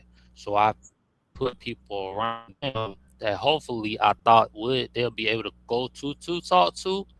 And then if it needed to come back to me, they would. But if it don't, I have no problem with them being able to be open up with them and being able to talk to somebody because you know what I mean? So you as a parent, right? I would just say this. You will want to like just say like, cause I just feel like I just know now, like my kids ain't gonna always tell me everything. So I would hope that I put certain people around them, no matter like if it's an uncle, cousin, a counselor, somebody they could feel they could trust just to talk to in the jeopardy that I'm not here or their mom not here, their grandma, something like that. And I hope now that I've gotten older that they see me and their mother. Like I already feel like they haven't seen, like you was right, like on something about them seeing us being in that same household. Even with me having a same child you know what I mean, in the same year by a different mother, I didn't understand how that would affect my kids. Even if it don't, they say it don't. I know it does. But in a way it doesn't anymore because I've grown up to the point now. So like we all is a equal family where it's like, I won't even say equal, but I'm trying to build a family core. Even though we're not together, build a family, how can I say, just build that family connection where if like say my first baby mama, her other two kids always over here. If my kids want to go over there, Stephon, all mine, they could go over there. My second baby mama picked both my boys up. They ain't like, I'm trying to, you know what I mean? They see that, and that's just an example of, all right, this can happen. Co-parenting can happen, even if you don't have the same mom and dad. Let's make sure that these kids understand that they're family, no matter what happened with the parents. And that took me some time and understanding and growing up to do. And then, to me, bro, I ain't gonna lie to you. That's been like, I ain't saying this shit because it sound good and stuff. Trying to be that person that feel like they can do everything by themselves is just pure bullshit to me. So, like, that's just my opinion. Don't work. Having a village, being able, It don't work. It doesn't work. No, it don't. It don't. It doesn't work. I admit to that first place. It don't work. You drain yourself. You can't do everything by yourself. You can't get to where you want to be in life trying to build whatever you think you is. You can't do it. And I've learned that the hard way. But being able to call my baby mamas and we can communicate as parents and be on the same page has been the best feeling ever, dog. Like us not being able to argue, even if we don't even if we don't agree on something, we'll figure it out to the point where all right, we in a mutual decision. It ain't about me, ain't about them. It's just about the kids. Like, and that's the best feeling ever, dog. Like you just, I don't know. I just feel like I should get that off my chest. I don't know. But yeah, I mean, that's absolutely correct. You have to put yourself in a position to where everybody wins. And if you, as I was saying earlier, if you consider yourself the leader, then you have to take responsibility for everything that happens, regardless of what's going on. So when my brothers and sisters and shit get in trouble or they doing something that's reflected upon the family, guess who that falls back on? It falls right into my lap, whether I want it to or not. It falls right into my lap, bro. So guess what happens when like that little situation that happened with my other little brother? Who you think people calling? Mm-hmm. They ain't calling my mama.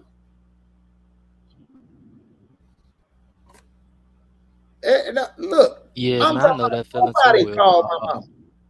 Everybody calling me, and I live 3 hours away. I'm not in Atlanta. I don't know what the fuck going on down there. I mean, I do, but I don't.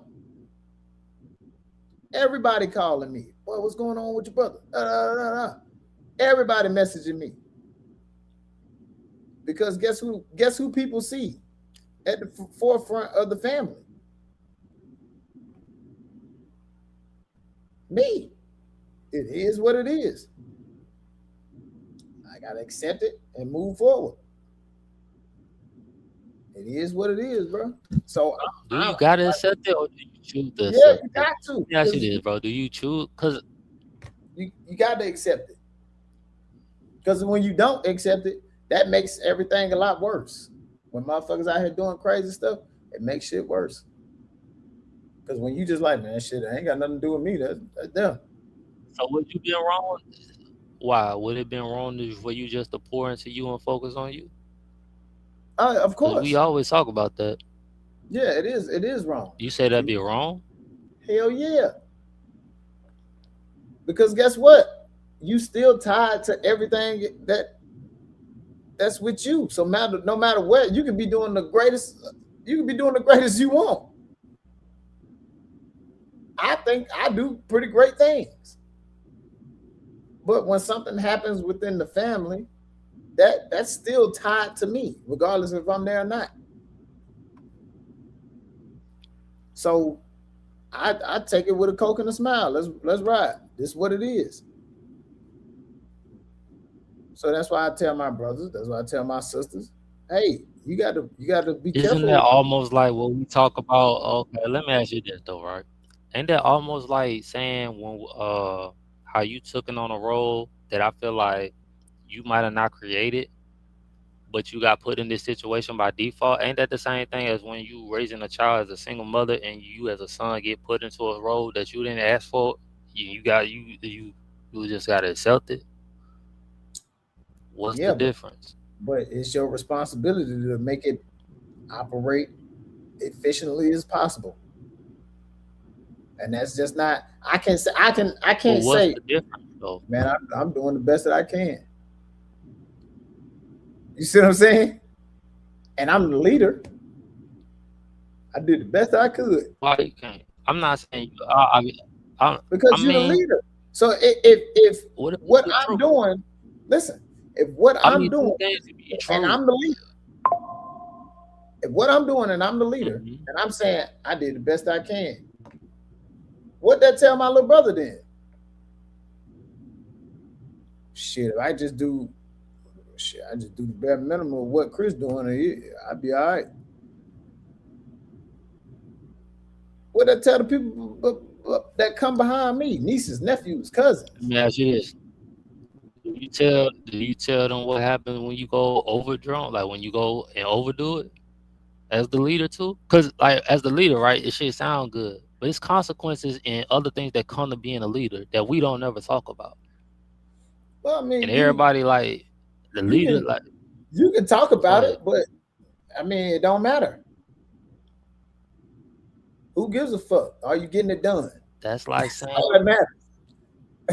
I can say, I can put on, I can lay on the table all the sacrifices. That's almost like abusing, like that's almost like cope, like hiding our feelings inside. And as a mental health person, I know you don't teach that. So no, it ain't about it's what I kind of like that. I'm not trying to, I'm not trying to trick you. I just like I'm trying to get a better understanding, dog. No, it's not about. It ain't about what I teach. It like some of this stuff, some of the shit that I done, they was just too young to even understand.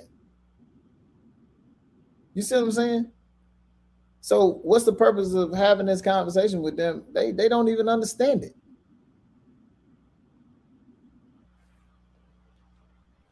I can't. They don't. The only reason I say that, bro, is like depending on what situation it is, because it's like it could be a situation, right, where you saying, why have this talk? But you never know what could happen to you, and they might get put in that position. So well, you never had that talk with them. But that's what I'm saying. You give them the information as when they can understand it. See, and look, don't think that they just because you get older. You get older, you're gonna be understanding. No, I know that. Yeah, I know that. Like motherfuckers be. Because I was gonna ask you who to say when they will understand it. Yeah, that's what I'm about to ask. Really, that's you be 50 years old still don't understand the sacrifices that were put down before them. You know what I'm saying? Like I had the reason I asked is because let me ask you this real quick. What made them put you in a position when you have uncles that's older than you that should have been in that position? Because them niggas don't understand it. It's no knock on them. You know what I'm saying? You full of shit, dog. You my nigga though. It's no knock on them, but they just don't understand it though. Like they don't understand the sacrifice that. I'm not saying they didn't sacrifice nothing.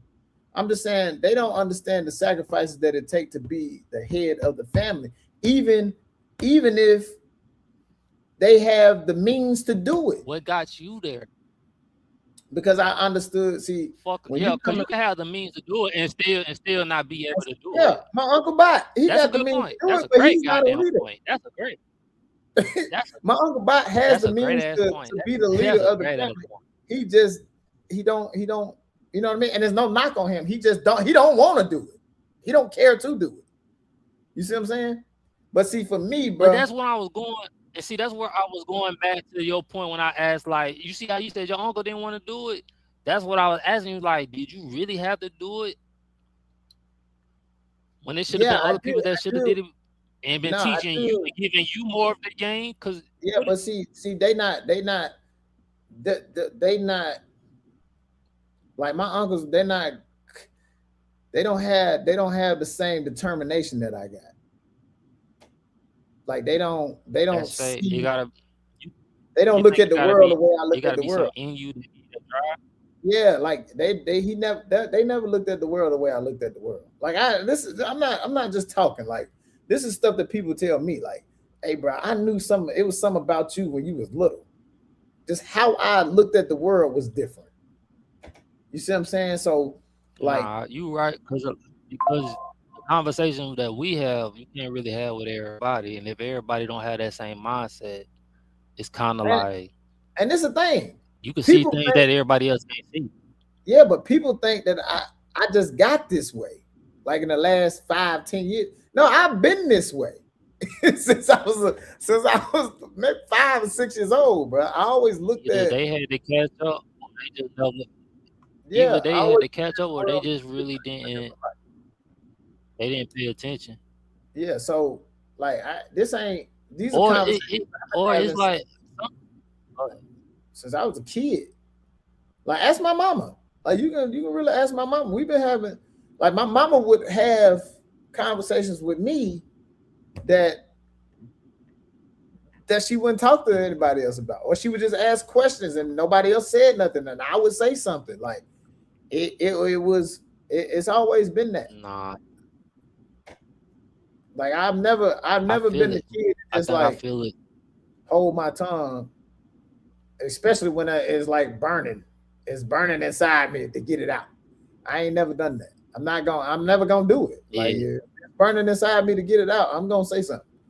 Regardless of how you feel or whatever. Now I'm gonna try to make it. I don't feel like people respectable in a way. You said what? Respectable in a way. Respectable in a way. Like, I ain't gonna try to like hurt your feelings or nothing, but I am gonna lay it on the table to where we both can get a kind of understanding of this shit. Like that's just how I operate. We come different.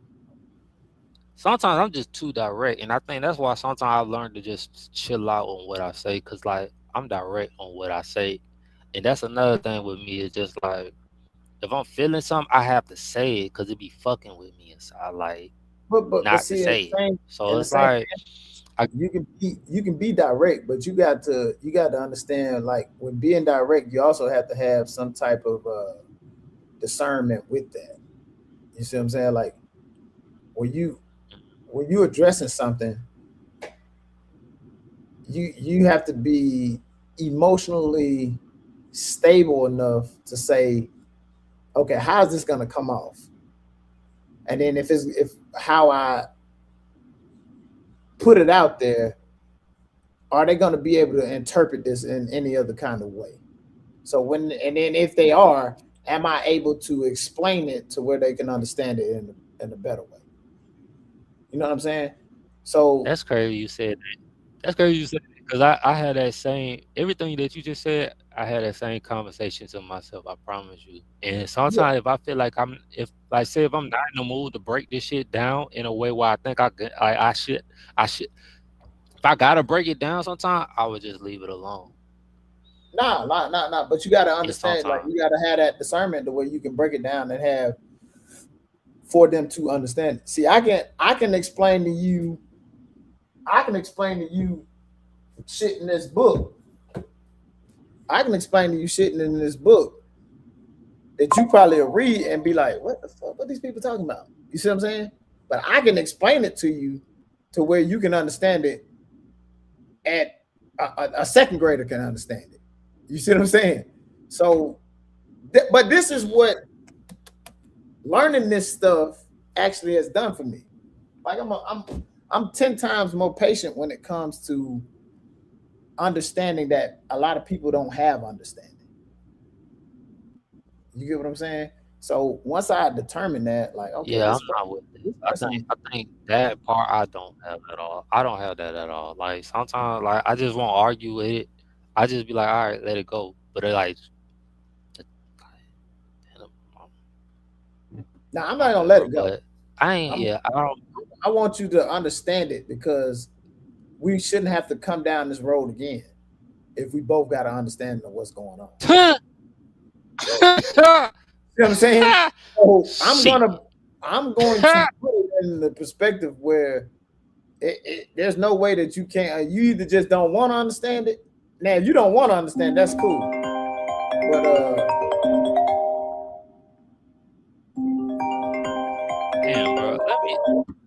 I ain't gonna keep you too much longer, dog, because my phone blowing up, and I know yours is, dog. Like, so I don't know if you got things going on and stuff. I don't want to keep you too much longer. This girl, she keep calling me. She ain't talking about nothing. And if you can't FaceTime, I don't want to talk to you. I don't want to. That's what I tell you. You can't FaceTime, shout. I don't want to talk. I actually, because for real, I really is a topic I wanted to talk to you about, but it's gonna take us too long to talk about it. So I gotta get you back on here. But it's really all right. I ain't got shit to do. 3 o'clock. All right, bet. So look, right? I posted actually 2 things, but I posted this on my Facebook page, right? And I want to get your feedback on this, right? Jeezy posted this. Let me see if it posts up. What was that?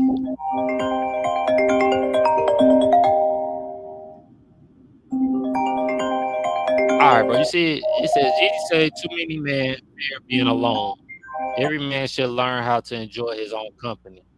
Damn right. I agree. So on my Facebook page, right, I agree with it too. But we had a lot of people that came on. I got a lot of fellas that came on there that said he's projecting what his fears and everything else on other males and stuff like that. And then I had another comment where it's like, since he went out and got married to outside his race, that, you know, he's projecting all these negative fears and stuff like that.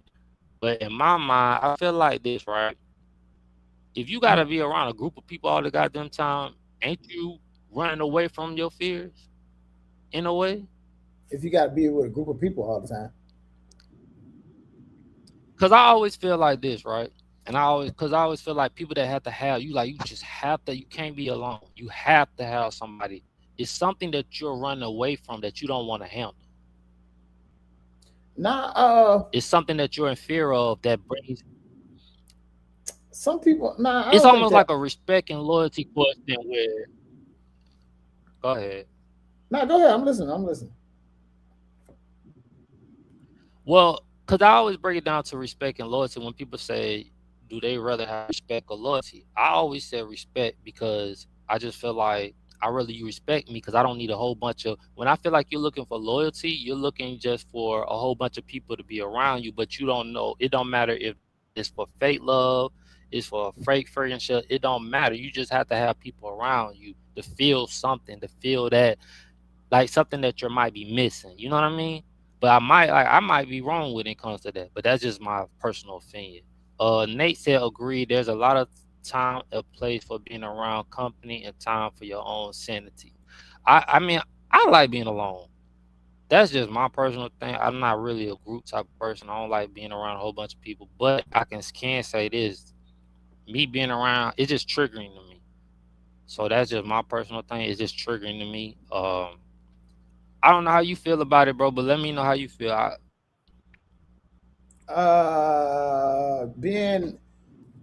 You have to learn how to be by yourself. You have to learn how to be by yourself, because that's the time where you are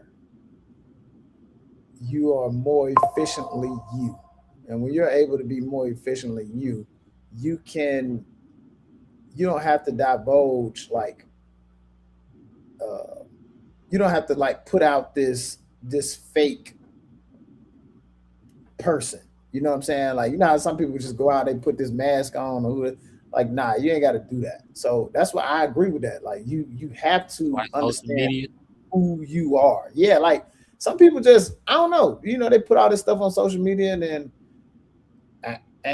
they just try to make it seem like there's a glamorous thing going on, but they got, you know, mental problems. You know what I'm saying? And that's cool. Like, if that's, I call it that superhero complex, right? Not in the sense that you're trying to save anybody. When I say it's a superhero complex, it's like the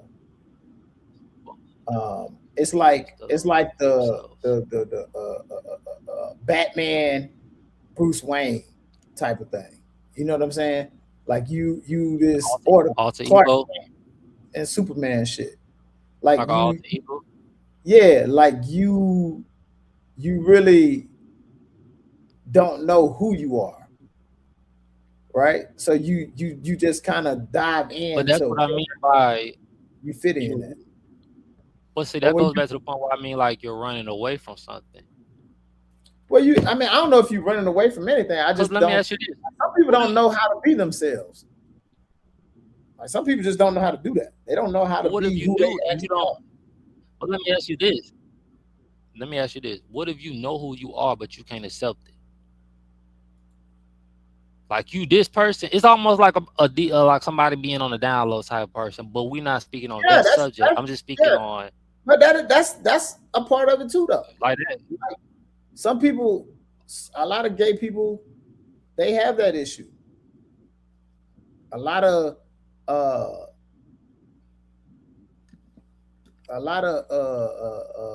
dang. It's like this, bro. I say this. It's like if you're doing things in secret, then you shouldn't be doing it. You know what I'm saying? Like if you're not comfortable with doing that. That's why when you see a lot of gay dudes, they or down low brothers, and they get outed, they end up killing somebody because they're just not comfortable with that. You know what I mean? So, yeah. So it's like if you got to do it in secret, so like do you would you say that's the same way of like would you not be able to be alone by yourself or accepting who you are? Do you feel like that has a lot to do with a lot of the suicide rates? I wouldn't necessarily say that because some people just be dealing with other kind of stuff. You know what I'm saying? Like it could be grief, it could be, all kind of stuff. So I wouldn't necessarily say that as far as suicide rate. But I never even thought of grief as being that. I think, and it's so funny you said that. Right. Because I numb my grief to the point, like, and I hate that about what I'm doing to the point where I feel like it don't really faze me no more. I didn't even think about it as grief as like, and I should have, but my mind hasn't been on it as something that somebody would want to take themselves out from. But I can definitely understand it when you missing somebody you love, that pain inside of just carrying that on it. If you don't know how to deal with that, it could be a lot to hold on to. So now think about motherfuckers. Think about parents who enable their kids, and then their kids, when the parent gone, they don't know what to do. Just think about that. Yeah, So that's another one reason thing I try to get. You don't do everything. I try to get your minds here. Yeah, you don't do everything for you. Nah, that's real. Again, I hate to keep going back to this, but you don't do everything for your kid. Nah, I definitely agree with that. There's I don't feel like, yeah. There's a part in the adolescent stage where your kid wants to start doing things on their own, and you have parents who won't let them do it. Yup. No, let them do it. But that's how you learn how to be a self. So like,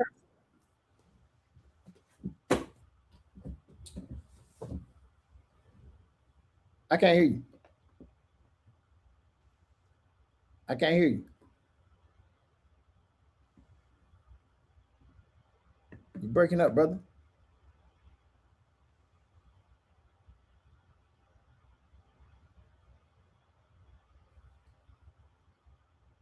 Your mic went out.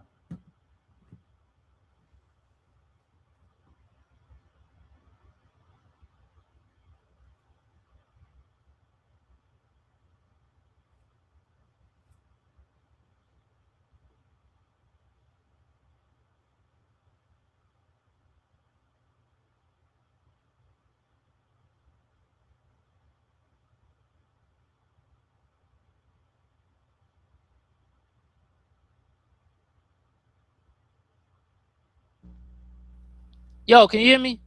I can hear you now. What happened? Can you hear me? Yeah. Can you hear me?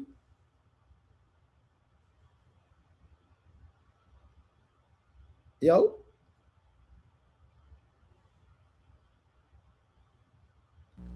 Can you hear me? Yeah, I can hear you. Damn, bro, I had to do all that. My bad, dog. Damn. What happened? This shit been fucking all day, bro. I don't know, bro. Like, I got to get a whole new set, bro. That's all I've been trying to work on right now. Trying to get a whole new setup, but fucking headphones and everything. My bad, dog. Oh man, I just lost my train of thought, bro. What was I just talking about, bro? Damn, I had a good topic. I mean, it was. But adolescent, right? Yeah. Yeah, we're talking about adolescence. So, all right, cool.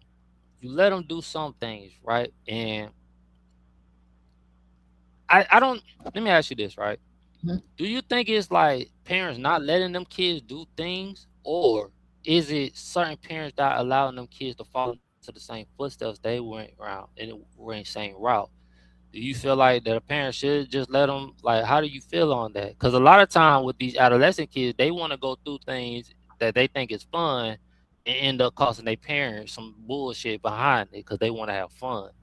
And Well, everything that little fun ain't fun. I'm just speaking on that narrative because I know where you gonna go. Let's address this. So this is what happens. People are projecting, right? People like to say, I don't want you to go through what I went through. Our fears. But who's to say that was going to happen?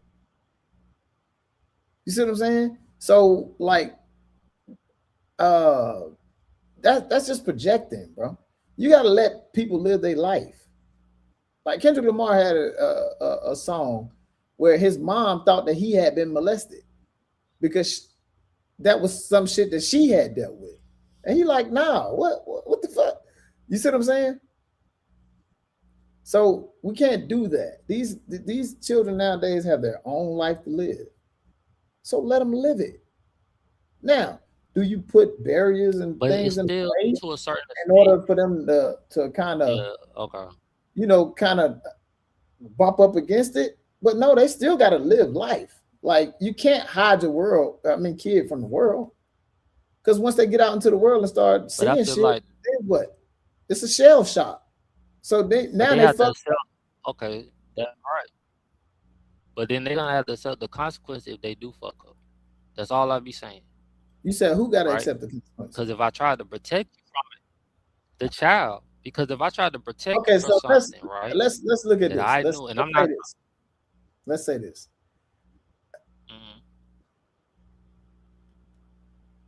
You,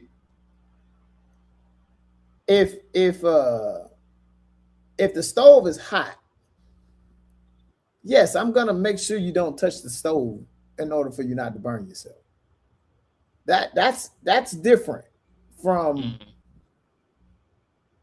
I allow you to go out to a teen club at night, hoping that you not, you know what I'm saying? I'm not gonna let you go out there because you with these. No, you can't do that. They still gotta live their life.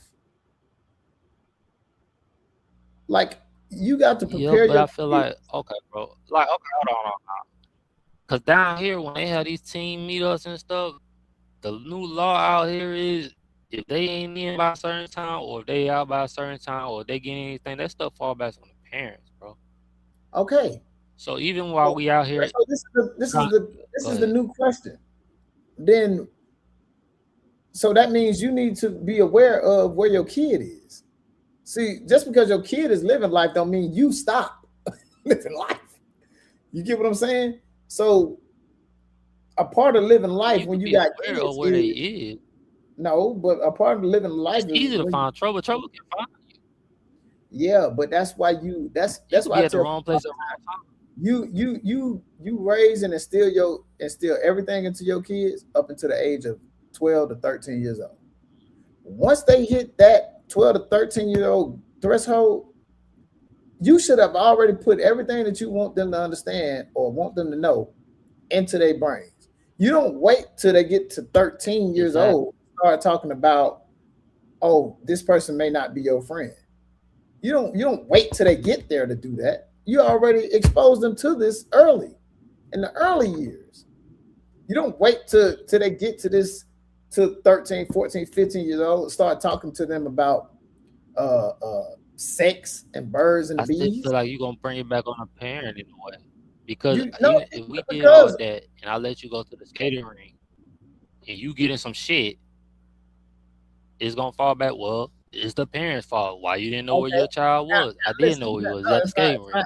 It's not about knowing where they were if you let them go, right?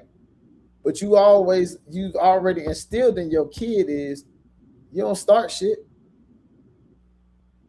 You don't just go places to start shit. You should already have this home training thing under the wraps. You should know who your children are hanging out with. You should know the conversations that your children are having when they think that you're not around. You should know how your child speaks when they are in the presence of other parents. Did your mama know how you spoke? No, did your mama but that's know her how you fault. was young? That's her fault. But I've never hid anything from my mom. You see what I'm saying?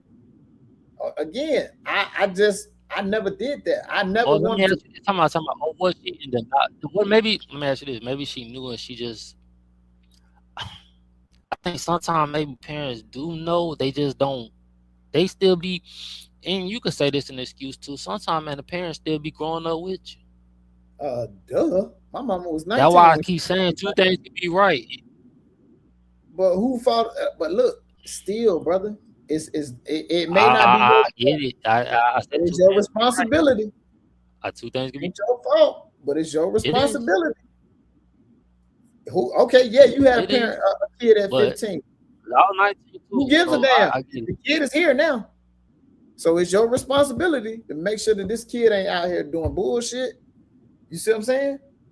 So that's all I'm saying. I'm not giving nobody. And what if they get to that? And what if they get? What if you have? But what if you have put that into them, and they still get to a certain age where it's like they want to test the water? Because it's also to a point where some kids feel like, oh, you too strict, you too this, do that.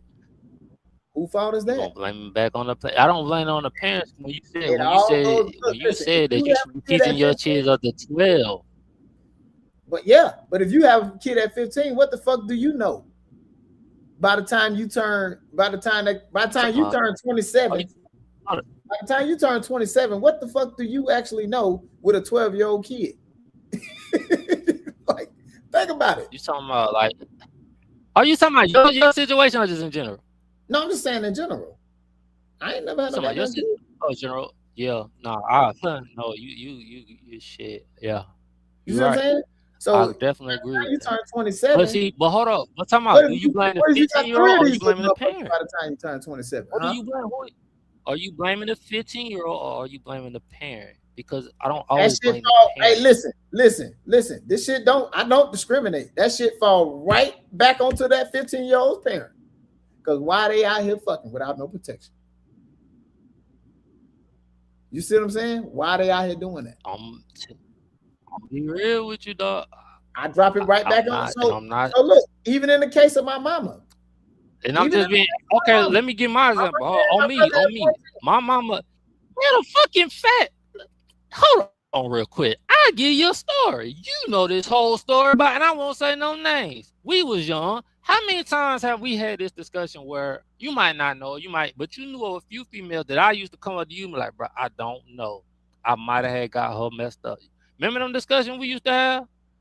You said you might have got her messed up. Like, might have had got her pregnant. Oh, nigga, why was you out there doing that? I went to college and all. Yeah, why was you out there?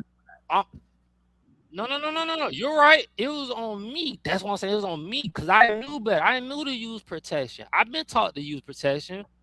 So that was on me. That's why I made that example, because it's like I knew better and I was taught better, but I still didn't make the right decisions. So that's on me at that age. That's all I was saying. Like, I'm putting that on me. I said I'm talking about. I still was taught. Man. Yeah, I'm talking about kids though, nigga. When you 18, 19 years old, you should be able to understand. I'm not talking about 18, 19 years old. I'm talking about, nigga, from the time we was 13 on time to that. The time where all right, I'll give you an example. Remember that time you was working at Food Depot? And I ain't gonna say the girl name, but it was a girl that me and you know very, very well. And she ended up having this baby, and we didn't know that it could have been mine or not. What damn and girl? you was playing with me like, I don't know, that she looked kind of like you. I don't know. You don't remember the girl? Yeah, text me the girl name or something. I don't know. I don't remember. I'm gonna text you. You know what I'm talking about, because we had it, and I don't think I was there. I wasn't no 18. It was before I left for college. Hold on. You had to be about 18 then. Nah, I was like 17. A little bit younger than that. Nigga, I left for college. You were still in school. You still, but you know, I just text you. I don't even know if I spelled the damn name right, but you know what I'm talking about.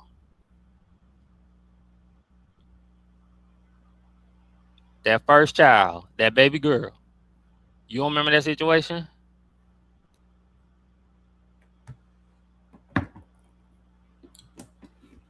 and you playing with me because you was working at Food Depot at that time. You were like, man, I don't know, bro. She kind of look like you. It was a long time ago. Don't worry about it. That's how much bullshit. No, I just seen that little girl. I just seen that little girl like last year, 2 years ago. Actually. But remember, you was playing with me with that shit, and you was like, bro, I don't know. And I was young during that period of time. That's why, but I knew better. That's all I was trying to say is I knew better. And I still made the decision. So that's putting the fault on me. I had people around me telling me, hey, but since we was young, like since I was young, telling me to strap up, bro. Like this wasn't no first lesson, strap up. But my adolescent badass did not want to listen. And I put myself in jeopardy multiple times. So that's the only reason I say it's not always on the parent, because I knew better. But I do get your point, because a lot of the time, man, I'm not finna sugarcoat it, bro. It do be a lot of these parents, bro. That's why I don't want to deal with this shit, because I know it'd be a lot of these parents. A lot of these parents don't talk to their kids. I just don't want to ever overlook the parents. They do be doing it. Like, do it. Not to say that they not, like, they don't have their flaws too, because I feel like every person have their flaws. Ain't nobody perfect. I don't care if you're, ain't nobody perfect. There is no there's no outlet to parenting. Parenting is not like there's no blueprint to that shit. Because you got kids, you got kids like me, who, I just don't take anything. You know what I mean? Like, you just can't tell me anything and then expect me to just go with that shit. So, it's hard. You weren't built for that. God didn't create. Whatever. Like they didn't create you that way. It's hard to believe something when you have so many questions that nobody can give you all the answers to. It's not even that I'm looking for answers. It's just I'm looking for understanding. That's my biggest thing. Like when I ask questions, I'm just looking for understanding. I don't care what the answer is. Let me ask you this: Have you got understanding to most of your questions? Yeah.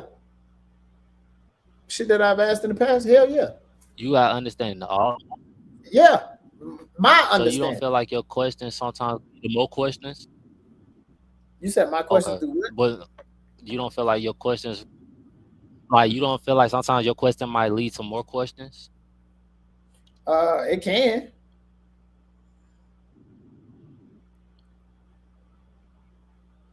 Okay. It can, but it's just all right, bro. I ain't finna keep it.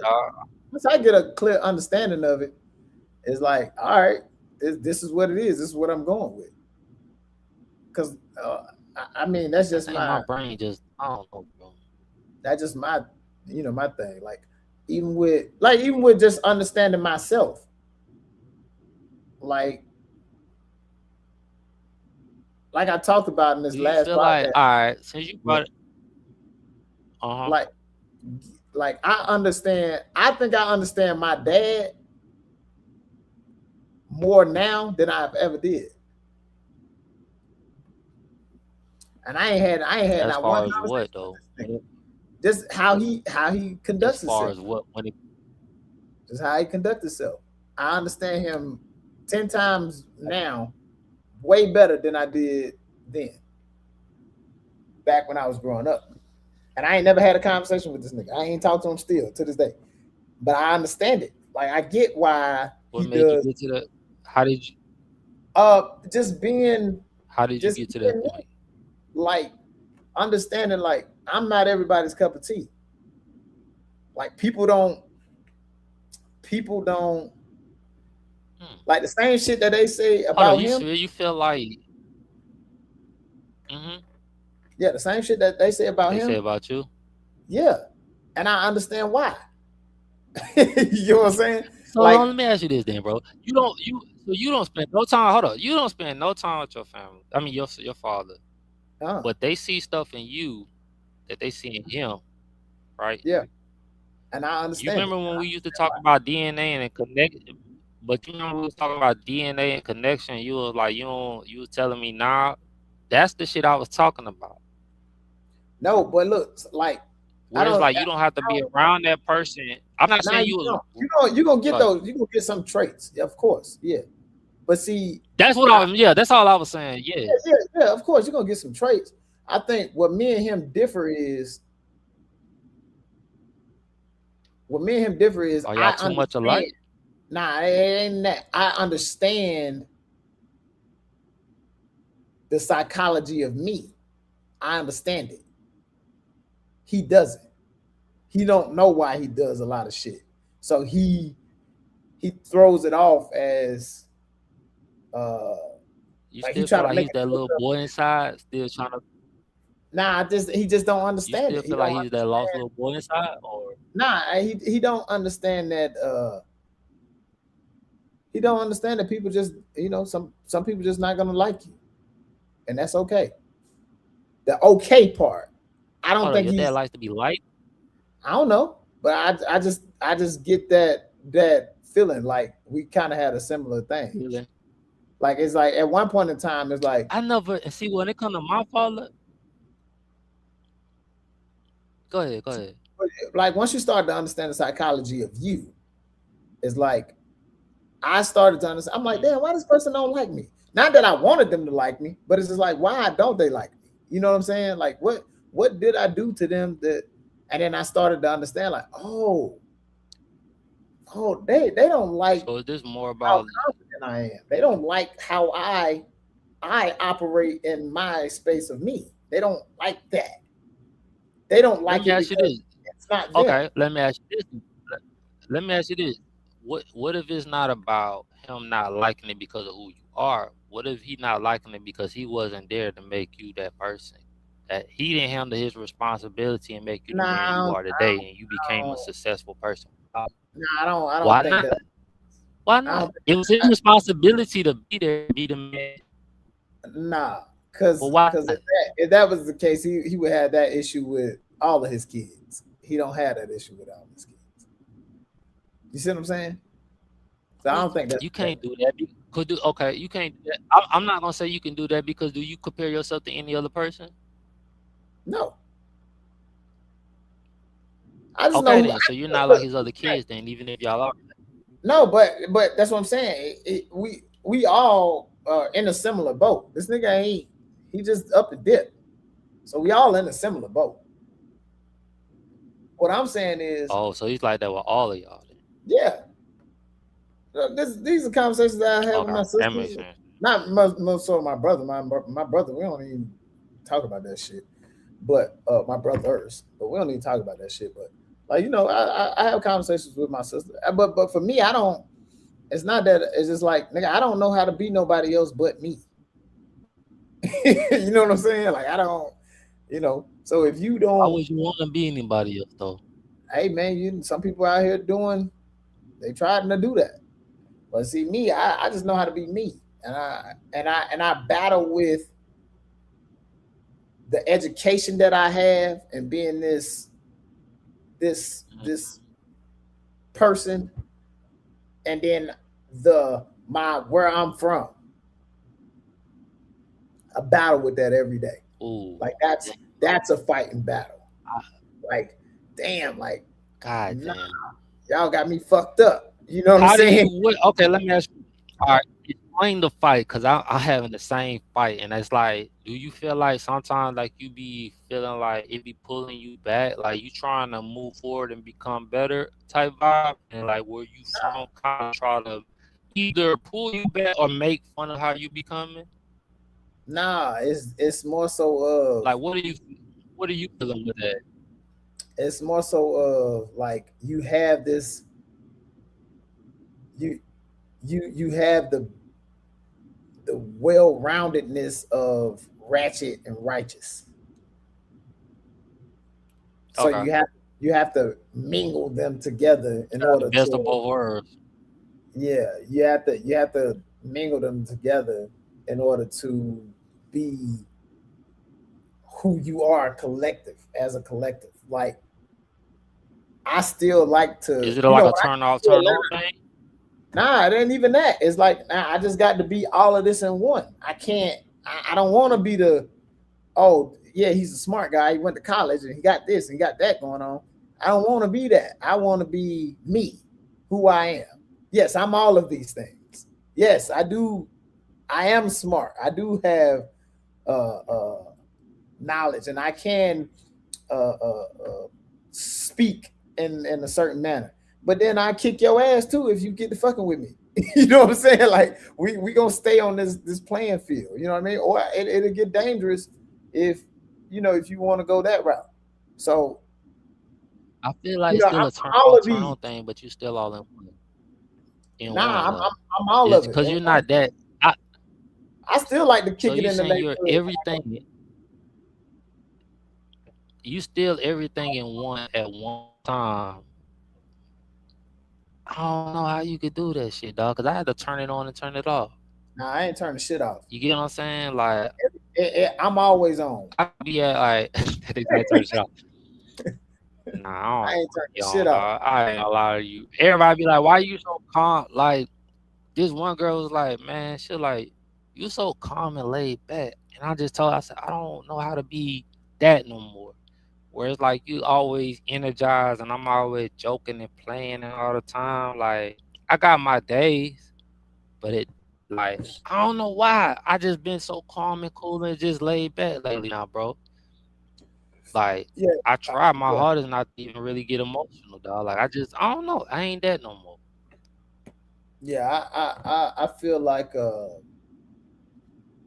yeah, you just gotta, you just gotta be who you are, bro. That's one thing I'm never gonna shy away from is who I am. Like this is who I am. Like I'm all of these things. Like I ain't shying away from that. Like yes, I'm a scholar. Why I would would you though? consider myself a scholar. No, I'm not saying that I would. I'm just saying like some people try to play the part that like the superhero thing. It's like Nah, nah, like yeah, I want to be Bruce Wayne, and now I'm Batman and Bruce Wayne. Who gonna do something about it?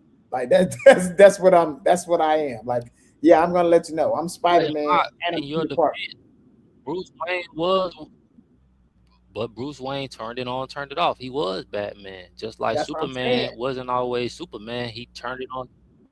That's Yeah, the so, only thing. They're the same person, but yeah. I don't want. Yeah, you ain't yeah. always trying to whoop a nigga ass. That's all I'm saying. You No, could, no, no, no, no, no, no. I'm just you only you use know, that criteria when it's need be. when you have to.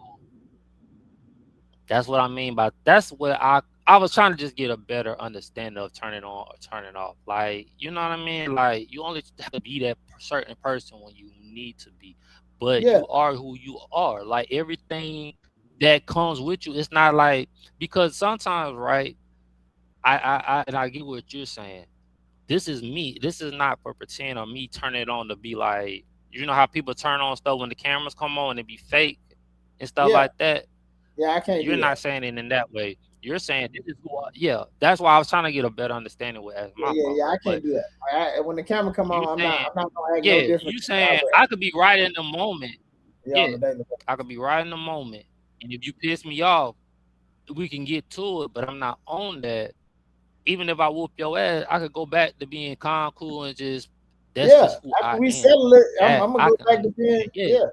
But see, you only know what you know. You know what I'm saying? yeah. So when you know, like when you're in a space and you know things and you hear Yeah. stuff. Like I hear people talk all the time, and they be like talking about, like say like what we was talking about earlier, the court cases and all that shit. And then when they talking about it, and they ain't done no research. They just talking about how they feel. You know what I'm saying about whatever situation is, but they don't know what exactly happened. I ain't gonna lie, bro. Even I have to check myself on that. Like you gotta. Sometimes that's why I'm not gonna speak if I you don't got know exactly what's I going have to on. check myself. You got to. Nah, I mean, not even that. Just being in your feelings about things. You feel me? Like, cause you would get in your feelings and really miss what It's the really whole is point. going on because you're in your feelings. Your emotions are high and everything, and you're not on point. So, like I really have to catch myself, and as a man, I can admit to You got that to. because sometimes I don't. I be you just get in that zone, and it's like that's why I say I don't like to be around nothing that feels going to trigger me to become emotional. Where But I'm at an age now where I understand. All right, let me walk away and gather myself. So I could better clear it. look, You get what as I'm a man, saying? bro, Like I ain't finna look, keep doing. but as a man, like you shouldn't even have to walk away because you should always have a objective mindset when it comes to what you're dealing with. You see what I'm saying? Like when I'm dealing with certain shit, I'm always looking at like, okay, if I was this person, how would this affect me? All right, now if I was this person on the other side of this, how would this affect me? You get what I'm saying? So I always try to keep an objective mindset. Try to look at it from the other lens. Yeah, I'm a half glass full type of guy. You know what I mean? Like I wanna just like, okay, let's see what we can What if your glass ain't never full, bro? What if like full glass? have you ever felt like you just what? Okay, what if you just pouring, but ain't nothing is at the bottom? You get what I'm saying? Like the bottom, you just pouring. Shit, you need to switch up, but it's nothing. If you pouring into an empty glass, my nigga, you need to switch cups. I ain't gonna lie, dog. I asked for a reason. Dog. I did. I mean, it's better now. It might be like a little silk, but for the longest, that bottom part ain't been. I just been pouring. Yeah, I ain't gonna keep pouring into no empty glass. Not I. Once I start seeing that that's shit, how I be feeling some days. All right, some got to change. Goddamn it, I ain't gonna keep pouring into an empty glass. Fuck all that. That's just my. Nah, that's real. You got to. Yeah, that should be wild. But yeah, man. Well, I think. Let me ask you this, bro. And this is my last question for you. This is my last question, right? And I want to give you a shout out and for everything that you have done as far as with the mental health, just coming on here, and I appreciate it. But let me ask you this, right?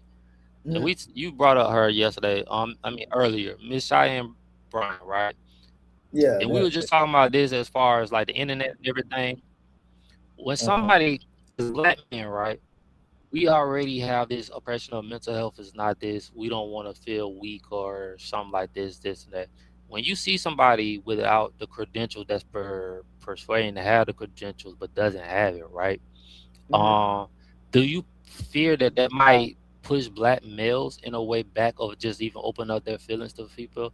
Because I feel like, and I say this to say this because I know a lot of black males who already won't open up to black women alone. They're women that's with them, opening their legs up to them, just they won't open up. Will this backfire in a way? Nah, I don't think that. I think she's just a cog in the system, but I think people just got a misconception of what mental health is. Like, people think that if you're having a mental health issue, that that you are somewhat weak, or that you are in this space where you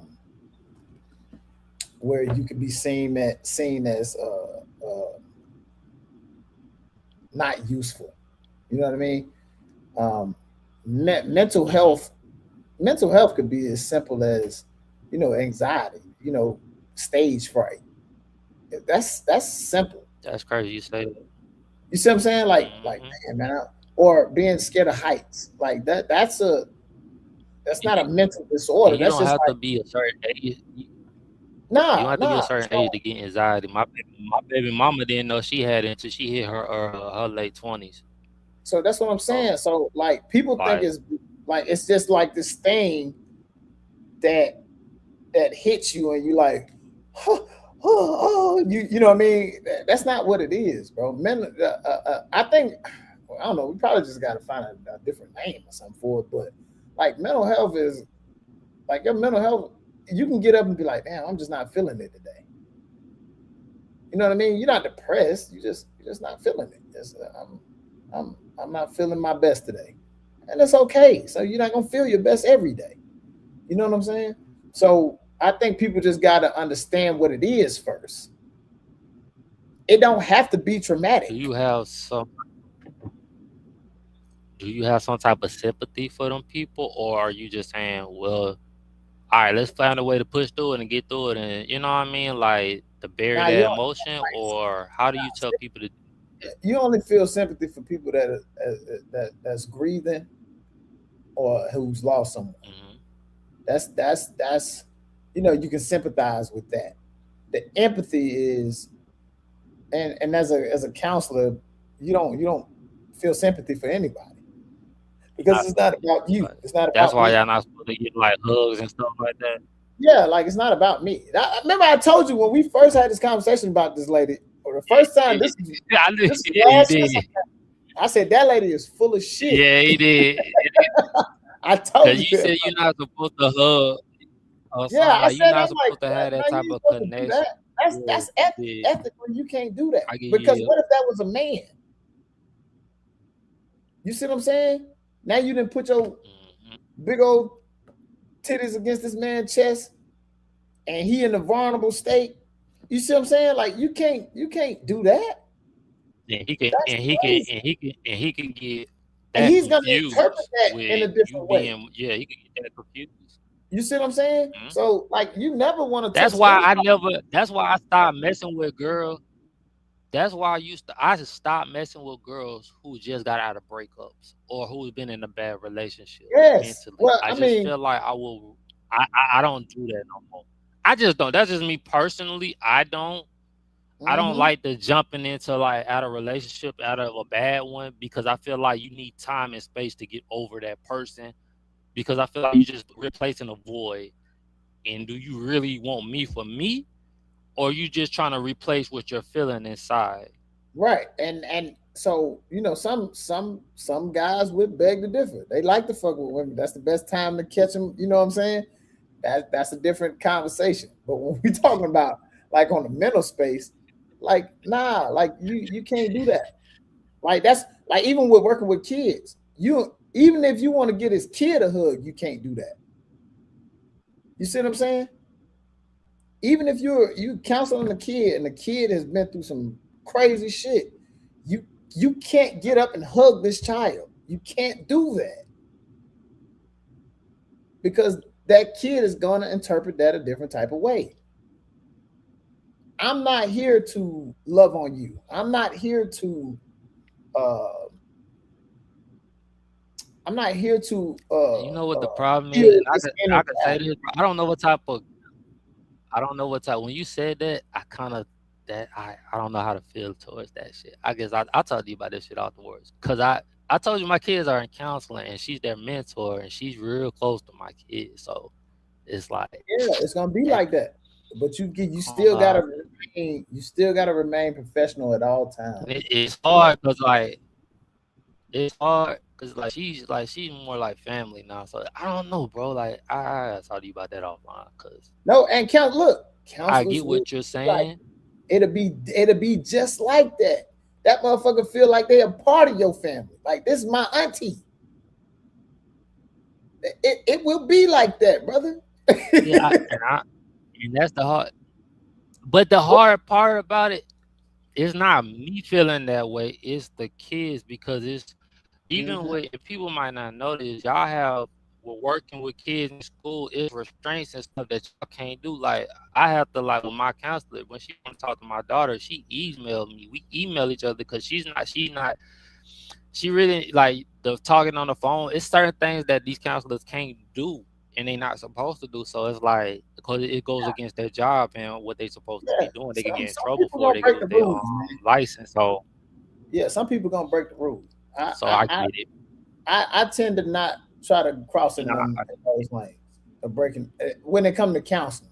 Like I'll break any other rule outside of my profession. When it comes to that, you know what I'm saying? When it comes to counseling, I ain't like you're not supposed to counsel people that you know. You know what I'm saying? Like I can't sit down and counsel my uncle. I can't sit down and counsel my mama. You can't do it because that should have bring some shit up in you that you ain't dealt with before. You see what I'm saying? So that's why you ain't supposed to do that. But yeah, like people just got to understand what it is. So I think a bad thing, dog. What? Is that a bad thing, bringing up something in you that you haven't really felt like you have dealt with yet? Hell yeah. If you ain't dealing with it with a counselor or a therapist, hell yeah. That's a. But I'm saying you counseling your mama. I'm you saying being like a counselor and y'all knowing, is it? Go ahead. My bad. That's like being a lawyer and try to defend yourself in court. It's not possible. You should never do that. Hold on. Time out. Tupac mama wasn't a lawyer, but she defended herself and did pretty good. No. So I mean, defending yourself as a lawyer, if you are a lawyer, you should. But she never studied everything the lawyer did, though. She's not a lawyer, though, sir. They tell you these. It goes against ethical and moral that's perpetuity. I get what you're saying, right?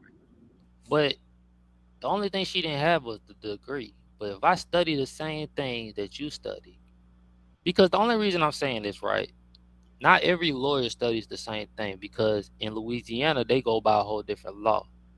So those lawyers study a whole different book than the other 49 lawyers that's in America. So the only reason I ask that is this, right? Huh? I said every state got different laws. They got what? Different laws. Oh no.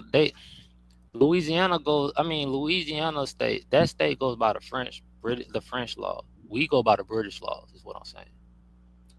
So what I'm saying they still go by the French law. But go ahead, I'm listening to what you're saying. Have different law. I get what you're saying on that, but I'm saying like you seen people that have literally defended themselves in court before, right? Yeah, that don't mean it's a good thing to do. You wouldn't recommend a lawyer that's already.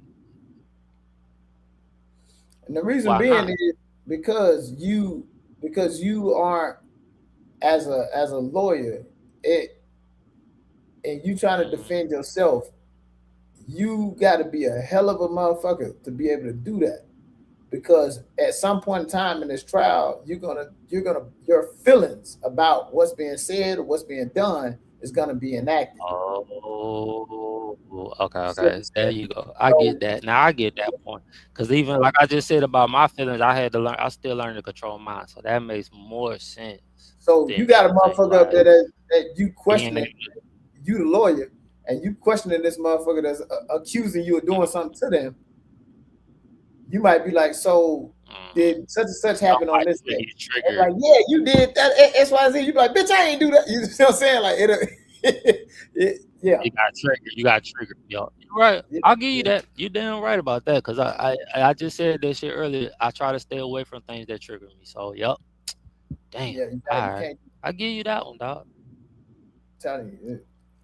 All right, bro. We ain't been on this bitch for 2 hours and 30 minutes, dog. I'm gonna have to get off. I appreciate you so much, dog, for coming on here, bro. It's been a minute. Like I said, bro, before I end this, man, I appreciate whoever watches this, man. This is my brother.